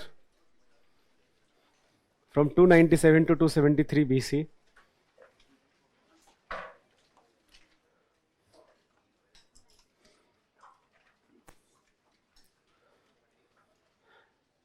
Few things about Bindusar. There is a very interesting story about how does he get this name Bindusar. Amitra Ghat. Amitra, sorry, it's Amitra A. Amitra Ghat. Amitra is enemy basically. So enemy killer. So anyways, there is a very interesting story regarding how does he get the name of Bindusar. If you read Earth Shastra focuses a lot upon how king needs to be protected. Earth Shastra clearly realizes that king, when he sits on the throne, that is throne made of thorn literally. You have assassins everywhere who are trying to kill you. And there is a lot of focus upon that, how a king needs to save himself. For example, one of the instances it is mentioned that every food needs to be tested before giving to kings and queens. King needs to change his bed during night from time to time because there may be assassins somewhere. King needs to have a dedicated female bodyguards. Somehow male cannot be trusted. So dedicated female bodyguard needs to be there who is going to protect the king. So there are a lot of things, lot of focus is upon saving the life of king. One of the story goes something like this, that when Chandragupta Maurya wife, she was pregnant, she basically was very hungry, and without testing the food, she ate that food and it was coincidentally poisoned. And at this point of time, Chanakya, who is also a surgeon somehow, he performs a very emergency surgery. The queen dies, but the son survives, but a drop of poison falls onto the baby. And hence the name Bindusar. Sar basically means poison, Bindu is a drop. Again, this is a very famous story. Iska koi historical basis as such nahi hai. This is part of the legend. So anyways, Bindusar, when he becomes the king, he already has inherited a very large territory with few exceptions. For example, very adjacent to his capital is Kalinga kingdom. Kalinga is an independent kingdom. However, he does not want to attack Kalinga. There are some rebellions here and there. He focuses a lot of time on crushing those rebellions. For example, his son Ashok, he has many sons. Ashok is one of them. His son Ashok is appointed governor of Ujjaini, what modern day Ujjain is. Jo abhi Ujjain region hai, it was Ujjaini. So Ashok was governor of Ujjaini, and we do find that Ashok was very much involved into crushing a rebellion into Ujjaini, as well as there was a rebellion in Takshila. Ashok went there also, crushed a rebellion there also during his reign itself. Bindusar also maintained a diplomatic relationship with Greek kingdoms. Jo bhi Greek kingdoms hai, for example, he maintained relationship with king of Syria, king of Egypt, many other Greek kingdoms. There is a very famous instance in Greek text which mentions that Bindusar had a very cordial relationship with one of the Greek kings. His name was Antiochus. And Antiochus, he sends a letter to Antiochus that I want red wine, I want dried fig, and I want a sophist. Please buy these things for me. Sophist is a philosopher who is excelled in logic, who is excelled in debates. So basically Bindusar wants a philosopher, wine and dried fig, and Antiochus replies to him that here is your wine, here is your dried fig, but philosophers are not up for sale in Greek. As per Greek law, philosophers cannot be bought or sold. So anyway, this is a very famous instance of how Bindusar is mentioned into Greek text. Write down few things. Achha, one more thing. Bindusar patronized what we call Ajivika. We talked about Ajivika in the last class.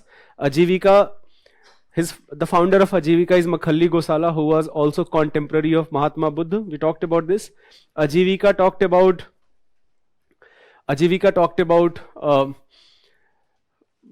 fatalism. We talked about this. Everything is predetermined. We do not have any free will. Sab kuch, pura world fatalistic hai. But some Ajivika's followers were fortune tellers. So for example, there is a very famous instance that Bindusar has many wives. One of the wives, who is mother of Ashok, there are some plots against her that she is king and queen's union has not been, it has either been forbidden or because of some sort of conspiracy, it has not been allowed. But finally when queen becomes pregnant and when Ashok is born, then she exclaims that now I am without sorrow. And hence the name Ashok. Ashok basically means jisko koi shok nahi hai, jisko koi dukh nahi hai. So finally queen realizes that now she is without sorrow, and hence she names her son as Ashok. Anyways, So Bindusar does not want his son Ashok to become the next ruler. Ashok is not his favorite son. As per Buddhist text, it is because Ashok is not very good looking. Also, he is very cruel. So Buddhist text mein Ashoka has been presented in initial phase of life as a very cruel king. I will talk about Ashok, but just write down few things here. Bindusar, and write down here, he inherited a large territory. He inherited a large territory covering the entire subcontinent,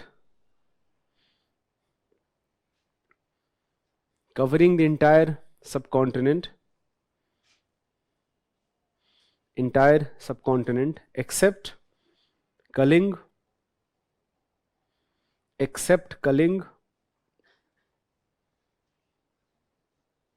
comma, regions of South India,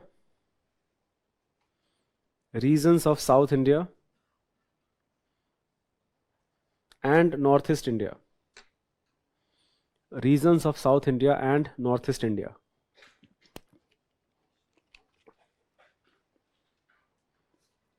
He adopted and patronized Ajivika.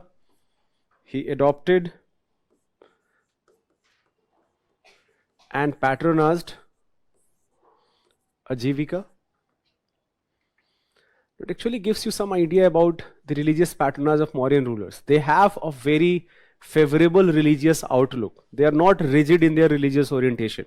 Chandragupta converted to Jainism. Bindusar adopted Ajivika. Ashok converted to Buddhism, right? So it does give you an idea that they had a very favorable socio-religious outlook. Religion was not as a very powerful tool where king requires religion to assert his authority. Write down next bullet point. According to Pliny, one of the Greek authors,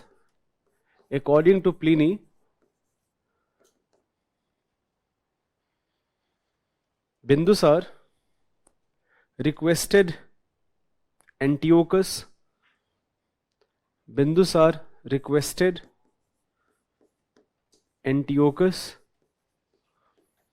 king of Syria,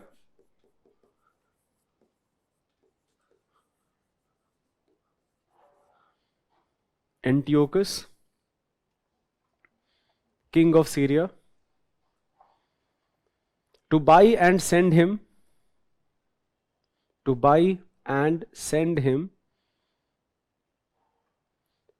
sweet wine,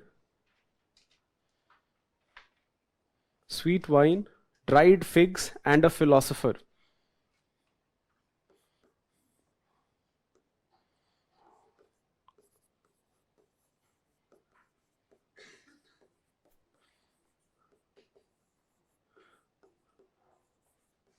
Dried figs and a philosopher.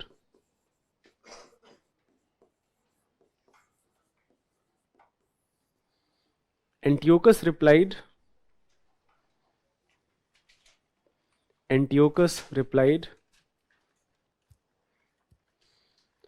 Greek laws don't permit a philosopher to be bought. Greek laws do not permit a philosopher to be bought.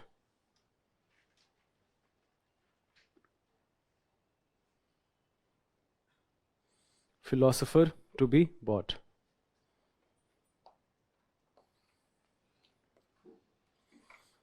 Give the next heading. Ashoka.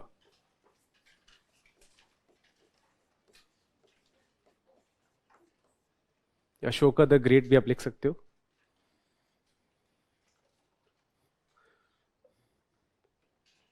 Ashoka the Great, who ruled from 268 to 232 BC. Now if you look at the reign of Bindusar reign ended in 273 BC and Ashoka becomes ruler in 268 BC. So there is a gap of 5 years. So the most accepted theory here is that this gap is because there was a war over succession. Bindusar had a son named Sushima. He wanted Sushima to succeed him. But Ashoka was favored by ministers of Bindusar. So ministers played a very important role here. And one of the most important minister here is a person called Radhagupta, who is often compared with Chanakya. that in terms of shrewdness, he was comparable to Chanakya. So Radhagupta supported Ashoka's claim to the throne, and because of Radhagupta as well as some other ministers, Ashoka emerged victorious and he became the next ruler. This thing has been exaggerated a lot into many texts. For example, in one of the Buddhist texts, it is mentioned that Ashoka killed 99 of his brothers before becoming the king. So that is clearly an exaggeration, because we do not find any such instance in any of other texts where Bindusar had 100 sons. But it does tell, also there are certain texts, so the Buddhist texts, they have glorified Ashoka as a great king, but at the same time they have emphasized a lot upon it occurred because of his patronage to Buddhism. So Ashoka's cruelty has been exaggerated, and there is a debate, many historians debate, that even his greatness has been also exaggerated. Nonetheless, जो Ashokan inscriptions हैं, they tell you a lot about his ideas of Dhamma, and he was a great king. I will talk about some of the important features of inscriptions, that why we consider Ashoka to be a great king. So for example, in Buddhist texts it is mentioned that Ashoka was a sadist person. He enjoyed torturing people. He had a torture chamber dedicated to his prisoners. But with the influence of Buddhism, all of those practices vanished. So we have no way of confirming such type of theories.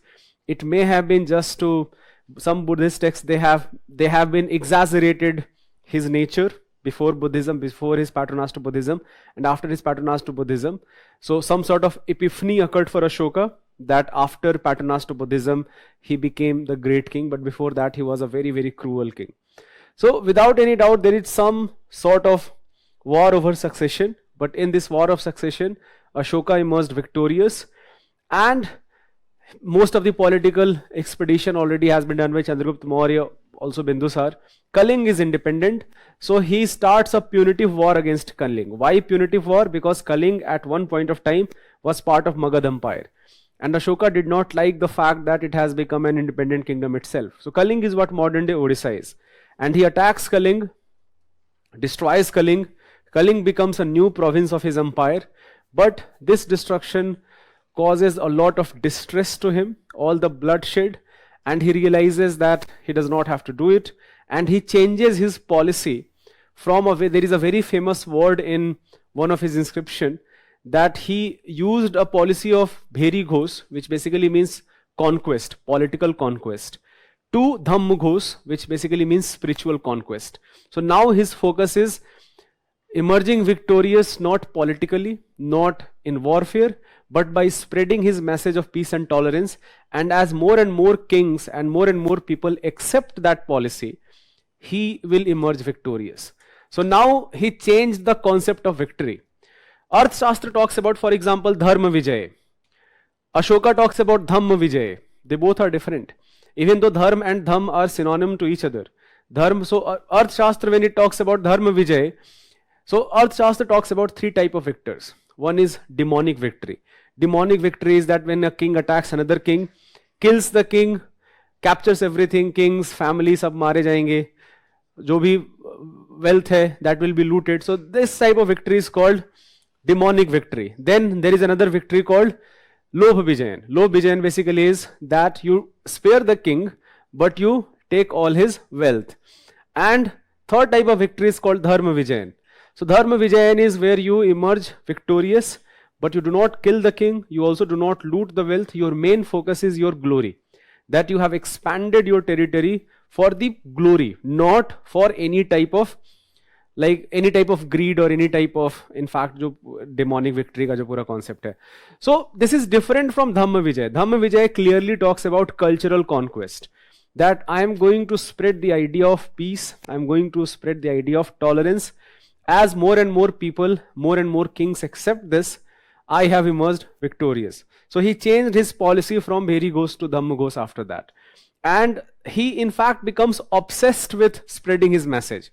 We do know that there are some dedicated officers who are appointed कि आप ये pillar inscription जाके so initially started with minor inscription, later he started with major inscriptions like these large messages. जितने भी highways हैं जहाँ पे meeting points हैं, जो border areas हैं, वहाँ पे number of inscriptions सबसे ज़्यादा हैं. He wants to spread this message as far as he can, right?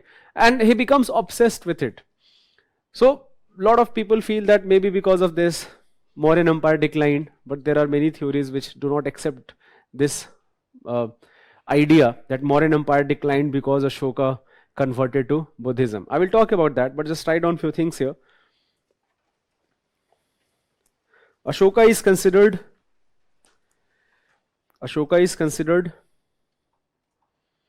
not only the greatest ruler of Maurya dynasty.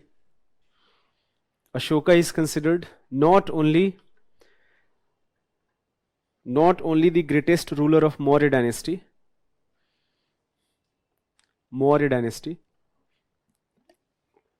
but also one of the greatest kings of India.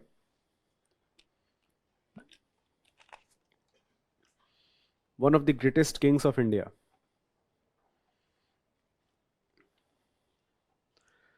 Write down in next bullet point. Bindusar wanted his son Susima to succeed him. Bindusar wanted his son Susima to succeed him. After his death,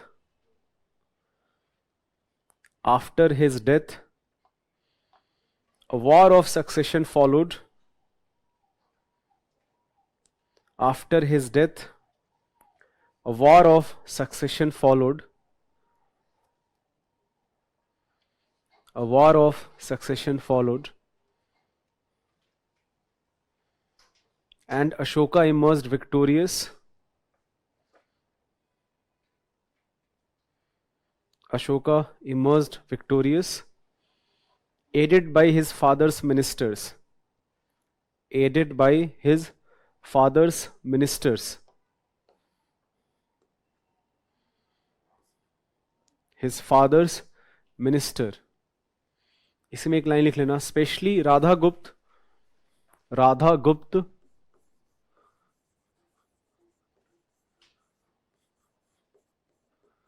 played a very important role in his victory.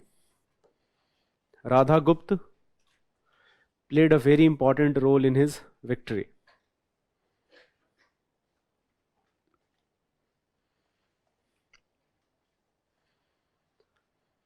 Before becoming king, he was governor of Ujjaini. Before becoming king, he was governor of Ujjaini.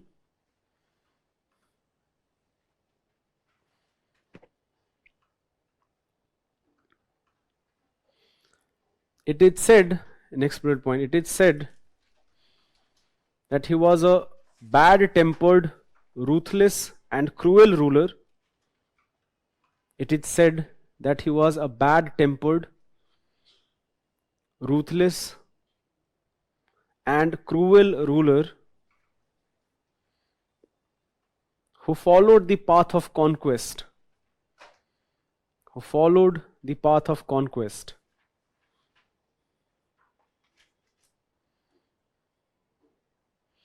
In eighth year as king,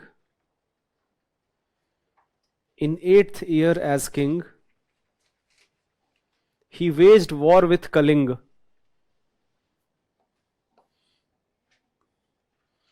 He waged war with Kalinga. आप bracket में लिख सकते हो modern day Odisha.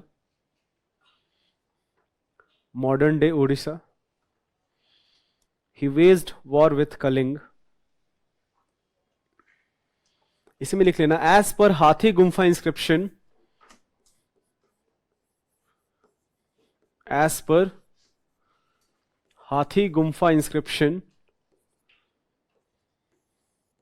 Kaling was part of Magad Empire under Nand rulers.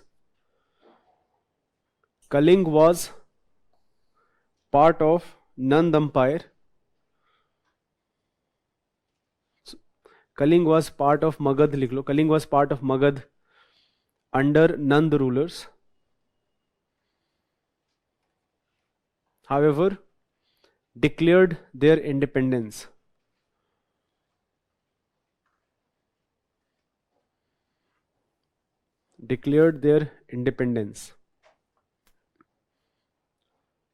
Ashoka started a punitive war.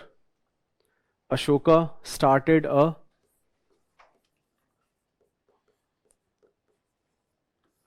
Ashoka started a punitive. Punitive basically means to punish. Ashoka started a punitive war and emerged victorious. And emerged victorious. However, the horrors of war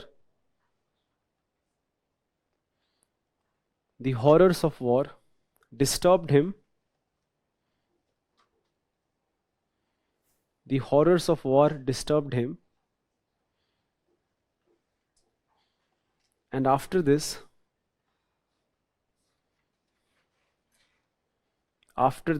he changed his policy.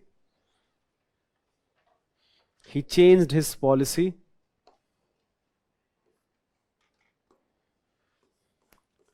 from Bheri Ghosh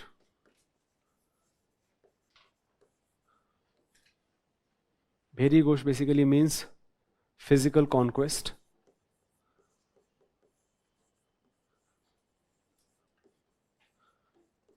From Bheri Ghosh to Dhamm Ghosh.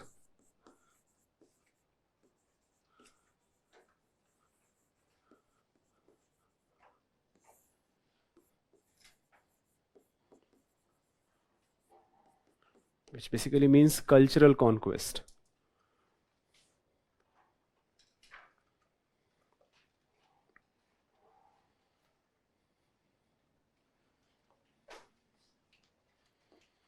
He became a great patron of Buddhism.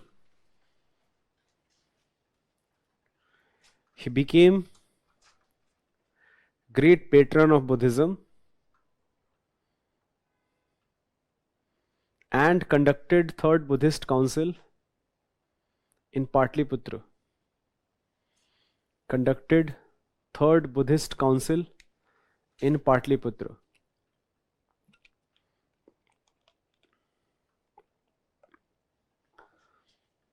Third Buddhist Council in Patliputra.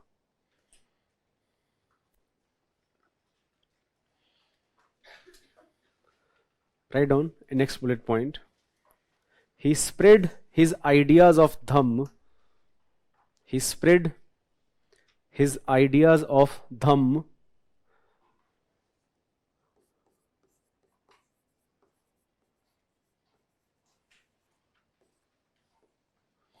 Dhamm is the Pali translation of Dharma, right? So he spread the idea of Dhamm, which is a ethical moral code,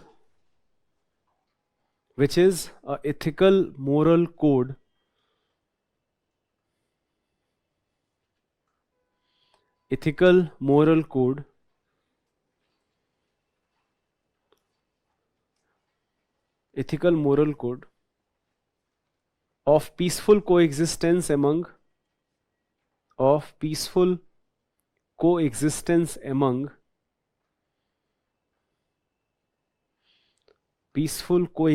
among various sects and religions practiced at that time. Various sects and religions practiced at that time. Practiced at that time. The contents of Dhamm, write down, the contents of Dhamm were inscribed on rocks and pillars. The contents of Dhamm were inscribed on rocks and pillars. And Dhamm Mahamatras were appointed. Dhamm Mahamatras were appointed. Dhamm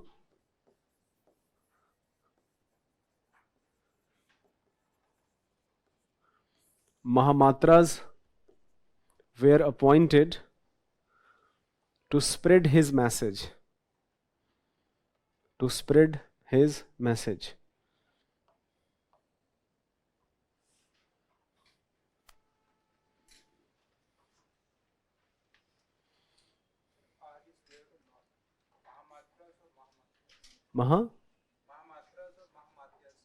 Mahamatas बोलेंगे, Mahamatras बोलेंगे. Some places you will find Mahamatras or Mahamatas. It's not Mahamatya. It's Mahamatas or Mahamatras. So same hai. Do not worry about. At some places you will find either the term Mahamata. Mahamata is basically a type of bureaucrat, a senior bureaucrat. But Mahamatas have been given a lot of responsibilities. There are different type of Mahamatas. One of those Mahamatas which was appointed by Ashoka is Dhamma Mahamata. That after every few years you have to go to different regions and you have to spread this message. You also have to know that ye jo pillar or rocks hain, they are standing there. It's the idea here is to spread his message of Dhamma to different part of the country. Anyways, Ashokan inscription in itself is a very, very important topic for prelims examination. I'm not going to talk about all the inscriptions and all their location. For that, I will get you a handout uploaded. कि कहाँ कहाँ पे हमको inscription मिलता है. That handout also will have this map. You can refer to this map. But write down at least जो major rock inscriptions हैं and उनके जो main ideas क्या हैं. I'm not talking about details of every rock inscription or every puller inscription, but जो major rock inscriptions हैं that UPSC has asked from time to time. Regarding their geographical location, regarding details of other inscriptions, I will give you a handout because काफी late, it's a lot of details are there. So a handout I think will make more sense. Give this heading Ashokan inscriptions.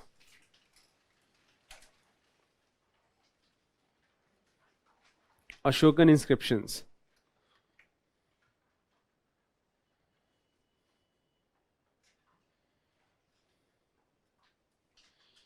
Write down. Through his edicts,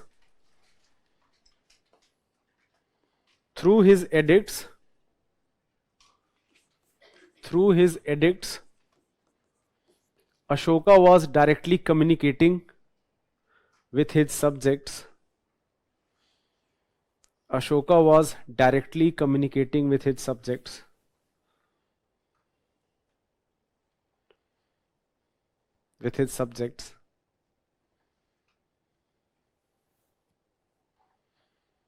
A total of 33 inscriptions have been found. A total of 33 inscriptions have been found,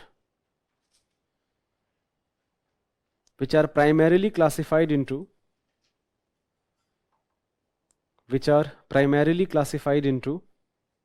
following. A total of 33 inscriptions have been found, which are primarily classified into following: major rock edicts, minor rock edicts,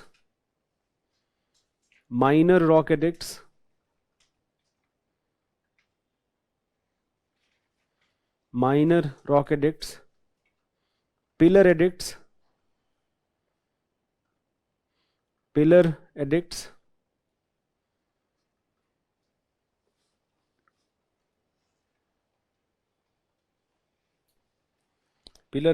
and separate edicts.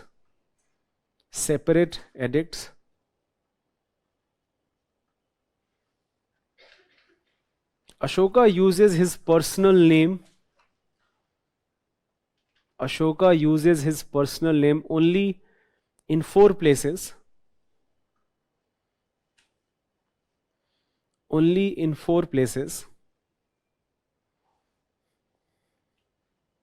So at every place he is either Devanam P or Piyadasi, but only 4 places he is known by the name Ashoka. First is Maski.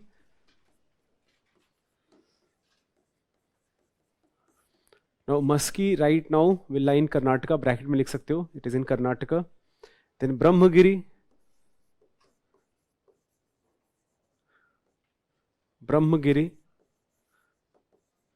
This is also in Karnataka. Third is a region called Gujar. It is in Madhya Pradesh.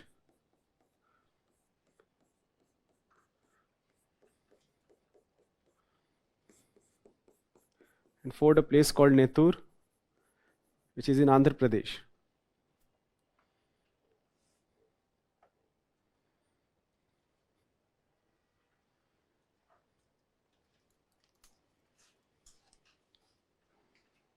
Write down. A stone portrait of Ashoka. A stone portrait of Ashoka was discovered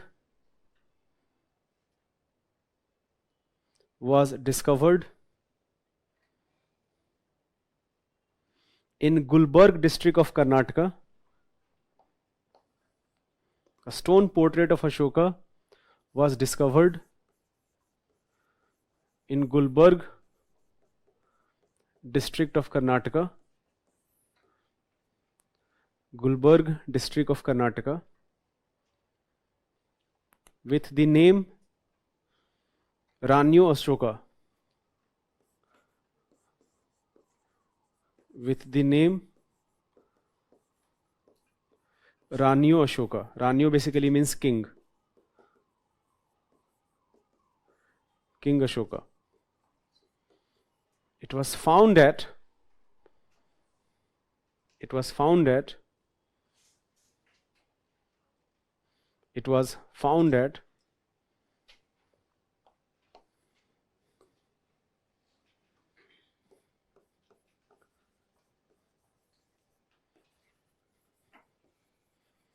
Kanganhalli. So Kanganhalli is a place in Gulbarg district in Karnataka. This discovery is quite recent for that matter. It was discovered around 94-95. So in terms of historical discovery, it is quite recent. So this is also one instance. So what it basically talks about is that Ashoka visited this place with his queens, and a very famous stone portrait mentions his name, Rani Ashoka. So apart from inscriptions, 4 inscriptions where his personal name is mentioned, this stone portrait which gives the name Rani Ashoka, and by the way, a similar stone portrait was found in Sanchi, Madhya Pradesh also, but their name was not there. But people basically match the pictures and they realize that even this is also picture of Ashoka. I'm only going to talk about the content of major rock inscriptions, baki unki geographical locations and content of other inscriptions. I will get a handout uploaded. Just write down major, give the heading major rock edicts. Major rock edicts. Major rock edicts. So there are 14 of them. Give this heading Rock Edict 1.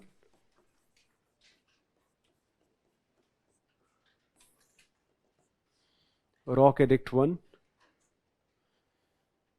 Only in bullet points mention few things. It prohibits animal slaughter. It prohibits animal slaughter. Animal slaughter, and bans festive gathering and killing of animals. And bans festive gatherings and killings of animals.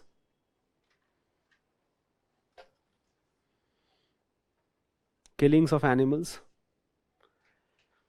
Now this is very, very interesting because all ancient texts talk about welfare of subjects, welfare of people. But here Ashoka is not only just talking about subjects but also about animals, which in itself is for a king. So many religious texts of course talk about welfare of animals or they ban animal slaughter.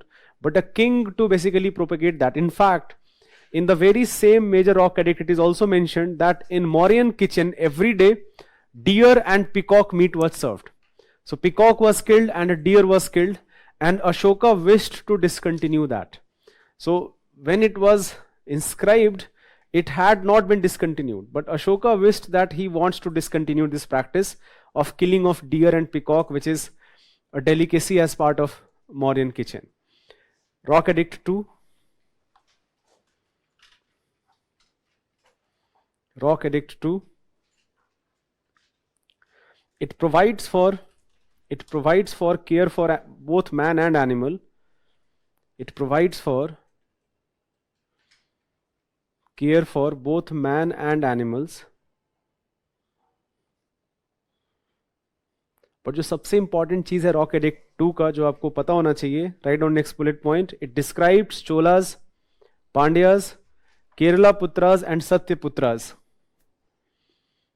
It describes Cholas, Pandyas, Kerala Putras are Cheras basically. Kerala Putras.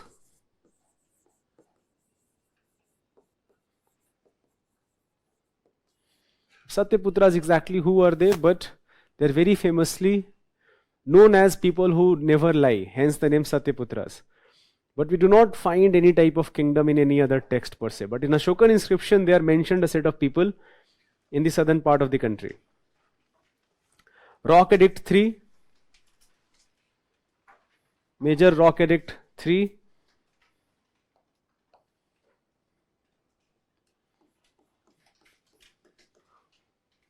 इसमें बस एक line में लिख लेना. It talks about generosity to Brahmins. Generosity to Brahmins.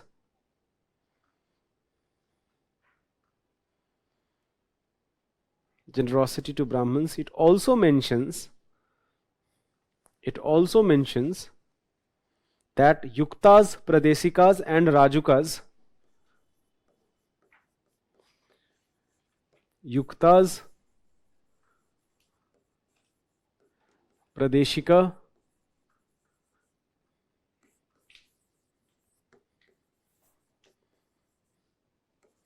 and Rajukas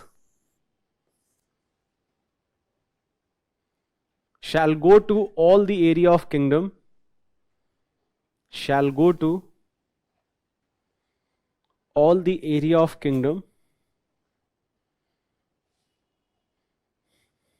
and spread the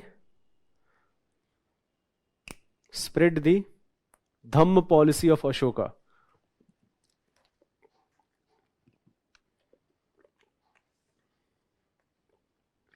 Dhamma policy of Ashoka. Ban on festive gathering is mainly because to prevent animal slaughter. Lot of festive gathering and animal slaughter was very famous. So Kaushal has a question, why to ban festive gathering? So festive gathering per se is not the focus. The focus is festive gathering with animal slaughter. So for example, prelims के लिए मैं क्या याद रखूंगा? How will I remember in Rock Edict 3? This 3 set of bureaucrats. These are officers basically. They may have played different role before Ashoka, but they now have one added responsibility. जैसे कैसे teachers को हर जगह लगा देते हैं कि तुम election duty भी देखो, ये भी देखो, जो स्पेशली सरकारी स्कूल के टीचर्स होते हैं, जो गवर्नमेंट स्कूल के टीचर्स हैं. तो ऐसे ही these are like 3 different set of officers which are mentioned in other part of, so for example even Arthashastra talks about many type of bureaucrats. So they may have had different responsibilities, but now they have this extra responsibility of spreading the message of Dhamma. So I will remember for prelims examination that these are set of bureaucrats which are mentioned in Ashokan inscription as their goal to spread policy of Dhamma to all the area of kingdom every 5 years. Rock Edict 4. Rock Edict 4. Now 4 basically talks about Ashoka's policy from Bheri Ghosh to Dhamma Ghosh. Write down. It talks about supremacy of Dhamma Ghosh, supremacy of Dhamma Ghosh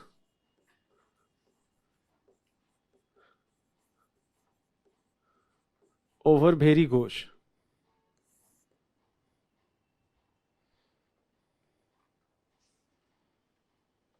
Rock Edict 5.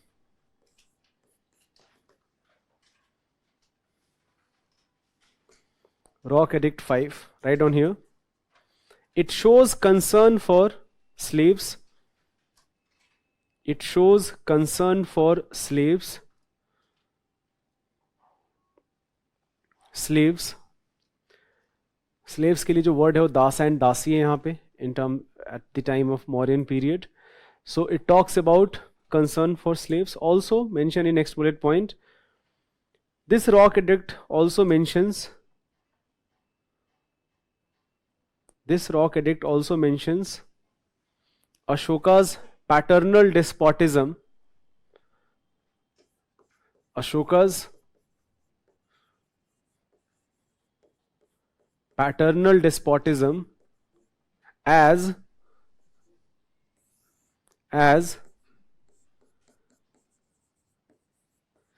every human is my child.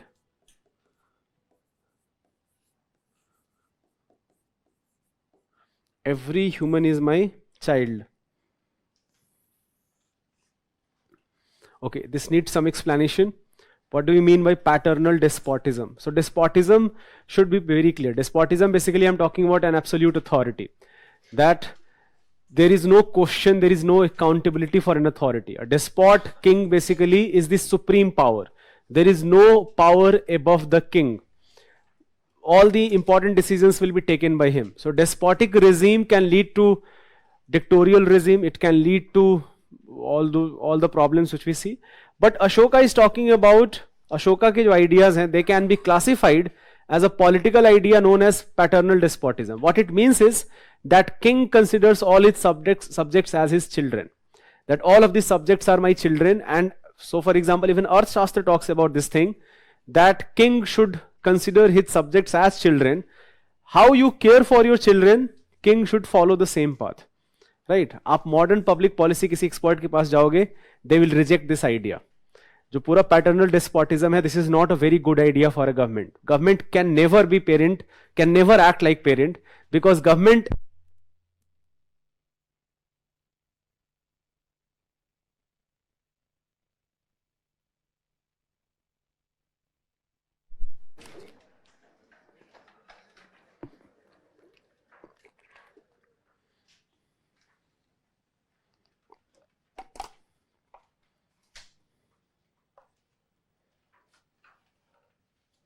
एक बार जरा confirm कर लेना.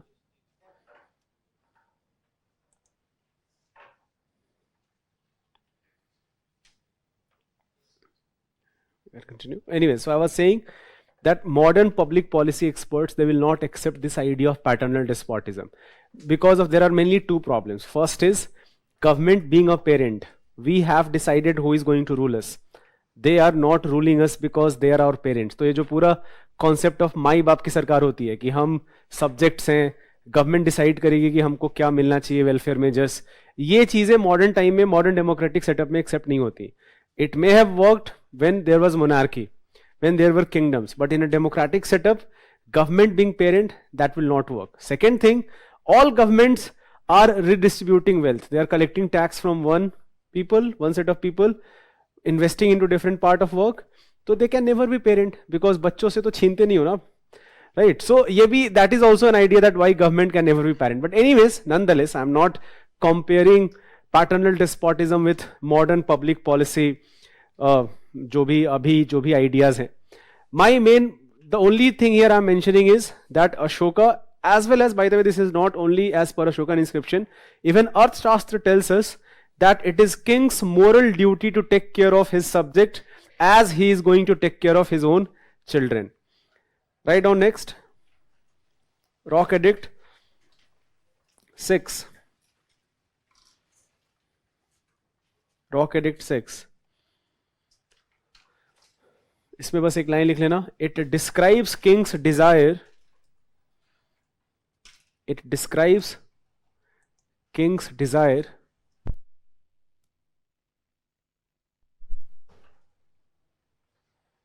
should I have to stop? Like, I can continue. I'm visible. It describes king's desire to get informed about conditions of people constantly. To get informed about conditions of people constantly.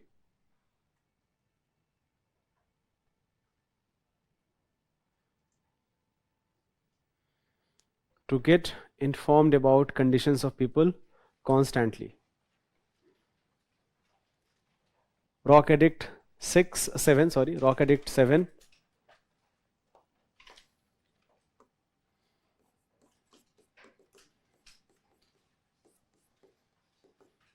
इसमें एक line लिख लेना. It requests tolerance for all religions. It requests tolerance for all religions. एक UPSC ने question पूछा था अभी 2 साल पहले. That was frankly a very easy question. A paragraph was given. The paragraph was that in one of the inscriptions it is written, and there was the paragraph, that if somebody is trying to propagate his religion by praising his or her religion and also insulting, or perhaps in a way trying to like, for example, give an impression that others religion is inferior, then he or she is harming his her own religion. He is not doing his religion any favor. So if you are trying to insult other religions, and if you are trying to propagate your religion, you are trying to insult other religion, you are not doing any good to your religion. You are harming your religion. That is the Ashoka's idea. And frankly, it makes a lot of sense in modern times. In modern times, अभी भी हम same वही religious stripes में पड़े हुए हैं. So it makes a lot of sense in contemporary time. That is part of one of the major rock inscriptions. So Ashoka has lot of focus upon peace and tolerance, especially जो religious tolerance का जो idea है. Write down. Rock Edict 7 में request tolerance for all religions. लिख लिया हमने? Okay. Rock Edict 8. Rock Edict 8. It describes Ashoka's first Dhamma Yatra to Bodh Gaya and Bodhi tree. It describes Ashoka's Dhamma Yatra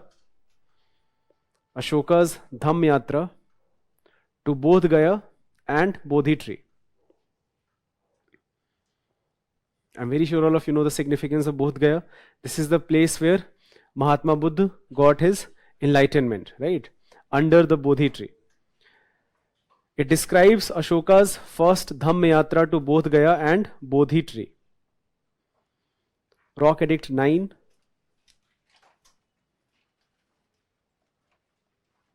It condemns popular ceremonies. It condemns popular ceremonies and stresses on popularity of Dhamma. Stresses on popularity of Dhamma.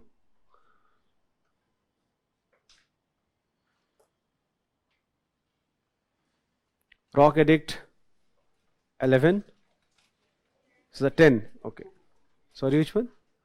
10. Rock Edict 10. It condemns the desire for fame and glory. It condemns the desire for fame and glory. It condemns the desire for fame and glory. 11. Rock Edict 11. It talks about respect for elders. It talks about respect for elders and concern for slaves and servants. Concern for slaves and servants.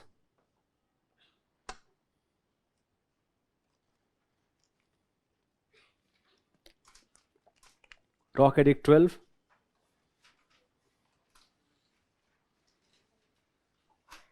It directs and requests for tolerance among different religions,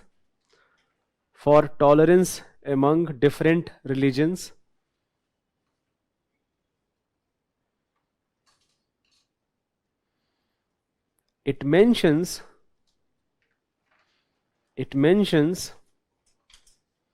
dedicated Mahamatas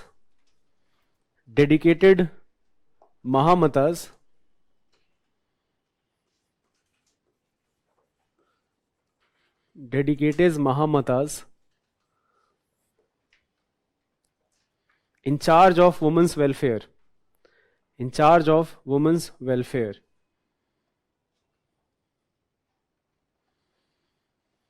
And the most important rock edict is Rock Edict 13.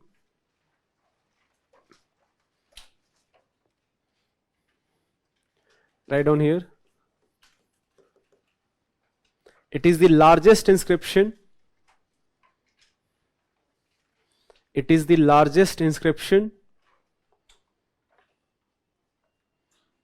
largest inscription. It talks about Ashoka's victory over Kaling. It talks about Ashoka's victory over Kaling. Ashoka's victory over Kaling, and mentions high number of casualties in that war. High number of casualties in that war.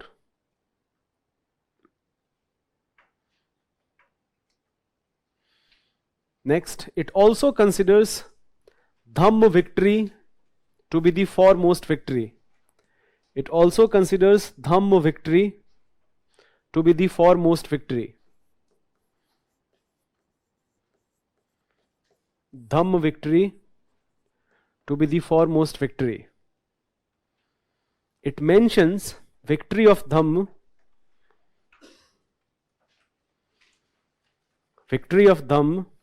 over Greek rulers,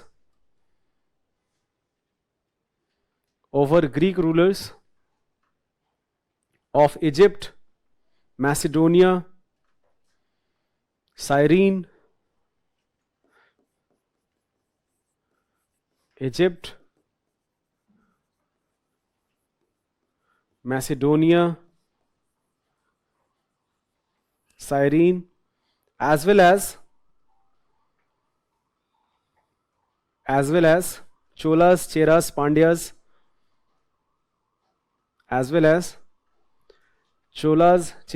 Pandyas, and Ceylon. Ceylon is what modern day Sri Lanka is.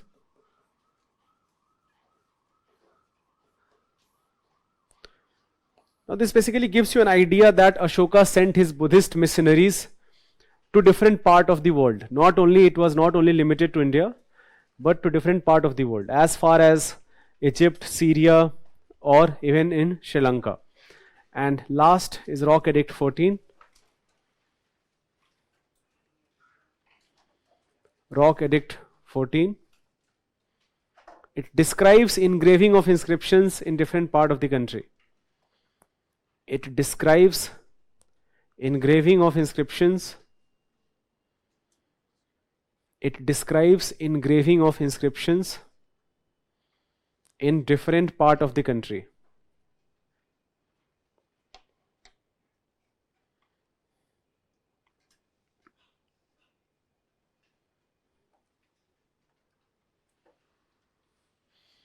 I will tell you a very interesting story regarding a medieval king called Firoz Shah Tughlaq. सुना होगा नाम Firoz Shah Tughlaq का. Firoz Shah Tughlaq, on his expedition to Uttar Pradesh and Haryana, he witnessed Ashokan inscriptions and he was amazed by it. So, and he of course did not understand that what is written here.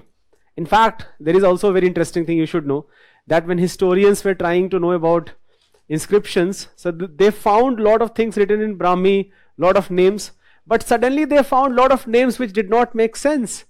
That ये कौन से नाम है? So turns out that these were tourists, जो दिल बना के नहीं आ जाते टूरिस्ट पार हो गए, तो ये टूरिस्ट हमेशा से करते आ रहे हैं. Even in past, people used to go to these pillars or rocks and they used to engrave their name. So historians came to realize that these are random names by tourists, but most of the important things that was already part of the inscription. So anyways, Firoz Shah Tughlaq was amazed by it. He wanted to transport these inscriptions, especially pillar inscriptions, to Delhi. And for that he made an elaborate arrangement. For example, जितने भी local लोग हैं, सबको he asked them to bring lot of cotton and silk, so that when these are large pillars, excavation work was done, and when these pillars fell down, just to stop from breaking, huge amount of cotton and silk was used. And finally, using hundreds of people, those pillars were transported to a large boat, and finally from that it came to Delhi. So even today, so for example, one of that inscription which was in Meerut is near Delhi University. So even those two inscriptions, one from Uttar Pradesh, another from Haryana, both of them were brought to Delhi by Firoz Shah Tughlaq. That is just an interesting fact you should know. Anyways, give this next heading, Mauryan administration.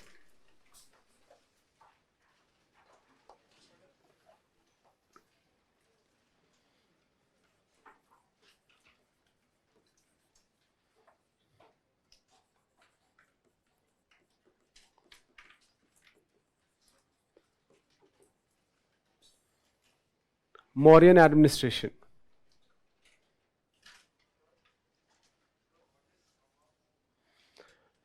Okay. So question is, what is Dhamma? Dhamma is basically we should not, I told you in the very first class that the term dharma and religion are not exactly same. So Dhamma is basically a moral code. जैसे for example हम बचपन में हमको एक नैतिक शिक्षा पढ़ाते थे ना, झूठ मत बोलो, right, इस टाइप की चीजें. So Dhamma is a moral code. The focus of Ashoka is that he considers this Dhamma to be very, very important part of his administration, and he spreads this idea of Dhamma. So Dhamma is a set of rules and regulations. For example, I mentioned few of those things, that you have to show respect for elders, you have to show concern for slaves, women welfare, animal slaughter should be banned, that is part of Dhamma, right? You have to also show, for example, we talked about a lot of things, that you do not have to insult other religions, you do not have to propagate your own religion. So Ashoka Dhamma ka jo core hai, that is Buddhism, but it is not exactly same as Buddhism. So it should be very clear that Ashoka is a patron of Buddhism. Jo core of Dhamma hai, that is peace, mutual coexistence, tolerance. These are the core ideas of Ashoka's Dhamma. And he was clearly inspired from Buddhism, but Ashoka Dhamma and jo Buddha ke different ideas hain, they are not exactly similar. But Ashoka's Dhamma, that is inspired from Buddhism. So Dhamma is basically a set of rules you have to follow in your day-to-day life, and king wants you to follow that. The goal of Ashoka here is that now he does not believe in conquering people by force. He wants to conquer people by his ideas of Dhamma. That as more and more people accept his ideas of Dhamma, he will consider himself to be victorious, right? So I will not say that, for example, a lot of people confuse this with spreading your religion. Ashoka did not start his own religion. It is not a new religion per se. It is just a set of rules, a set of ethical code which people need to follow. King is directly talking to his subjects that people need to follow these rules and regulations, right? So that is the difference between Ashoka's Dhamma and in general jo Buddhist jo pura idea hai. Even though the core of Dhamma is Buddhism itself. Any other question till now we have discussed? We have discussed a lot of things. So any other question from whatever we have discussed from Mauryan kingdom? Earth is material well-being. So for example, जो भी हमारे material चीजें होती हैं, for example, you have all these mobile phones and different type of clothes. So earth basically is every material possession you have is earth, right? So it not only it is the money which you have, but apart from money, other material possession, that is earth. Any other question? Buddhist text mentions that it was the war of Kalinga that transformed the personality of Ashoka from Verighosha to the Maghosha. But sir, at the same time, the Buddhist text also mentions that when he was governor of Takshila, Ujjaini. Ujjaini and Takshila, he was involved in crushing revolts. At the same time, the text also mentions that after killing 99 of his brothers, Come to your question. he succeeded the throne. So my question is, what was like the significant aspects of that war that moved Ashoka? Okay, so Killing 99 brothers also can also move a person. that's a very good point. So two things. First, killing 99 brothers is, there is a consensus here that is an exaggeration, because in none of the accounts it is mentioned that Bindusar has 99 brothers. Bindusar has 99 sons or 100 sons. It is none of the account mention it. There is a war over succession, and that war over, and in fact Ashoka may have been a cruel person in his initial life. But regarding ये जो पूरा का पूरा story है, that because of Kaling war he suddenly had a change in policy, that has been exaggerated a lot. So there is a consensus that Ashoka's conversion to Buddhism or his patronage to Buddhism was not one event, or it was not one epiphany. In fact, there are many inscriptions where Ashoka himself is telling that now that he has started reading about Buddha and Buddha's teaching, he wants to become more and more close to Sangha. and he realizes that he still has not become that. He is very far away from it. So it is not, ये जो पूरा story है, that because of Kaling war and suddenly Ashoka leaves everything and converts to Buddhism just after the war, that has been, वो हमेशा एक dramatize करने का एक होता है ना कि हम dramatize करके चीजों को दिखाते हैं. So it has been dramatized a lot. It was not a one-off event. It was a gradual process. Definitely it played a very important role. He realized that maybe all this war is not required at all, and gradually he shifted his focus to cultural conquest. But it was not one-off event, right? Second, despite doing that, so for example, how do we know that he did not disband his army? Capital punishment still continued. There are cases. In fact, there are inscriptions where he mentions certain tribes, certain forest people who were known to loot wealth. They used to attack villages and loot wealth. And he tells them in a very stern warning that you will be punished if you do not stop that. So, and he also tells that only those crimes will be forgiven which can be forgiven. There are crimes which cannot be forgiven and capital punishment will occur. So, ये जो पूरा idea of his conversion to Buddhism and this an event which led to this entire process, that has been exaggerated a lot. It was a gradual process, and yes, in the process, in the due course of time, he becomes a great patron to Buddhism. Ashoka also accepts non-violence as a very important part. No, he was not as such. I will not say that he was promoting, he was using force to promote peace. I will not say that. He was basically talking about those people. So for example, he was willing to punish severely to those people who continue looting or who continue murdering people. But he in general was not using his force to promote peace in the world, because that will not make sense at all. ये तो America की policy हो जाएगी, right? America यही करता है ना कि हमको दुनिया में डेमोक्रेसी फैलाना है by attacking a country. So we do not have, so that is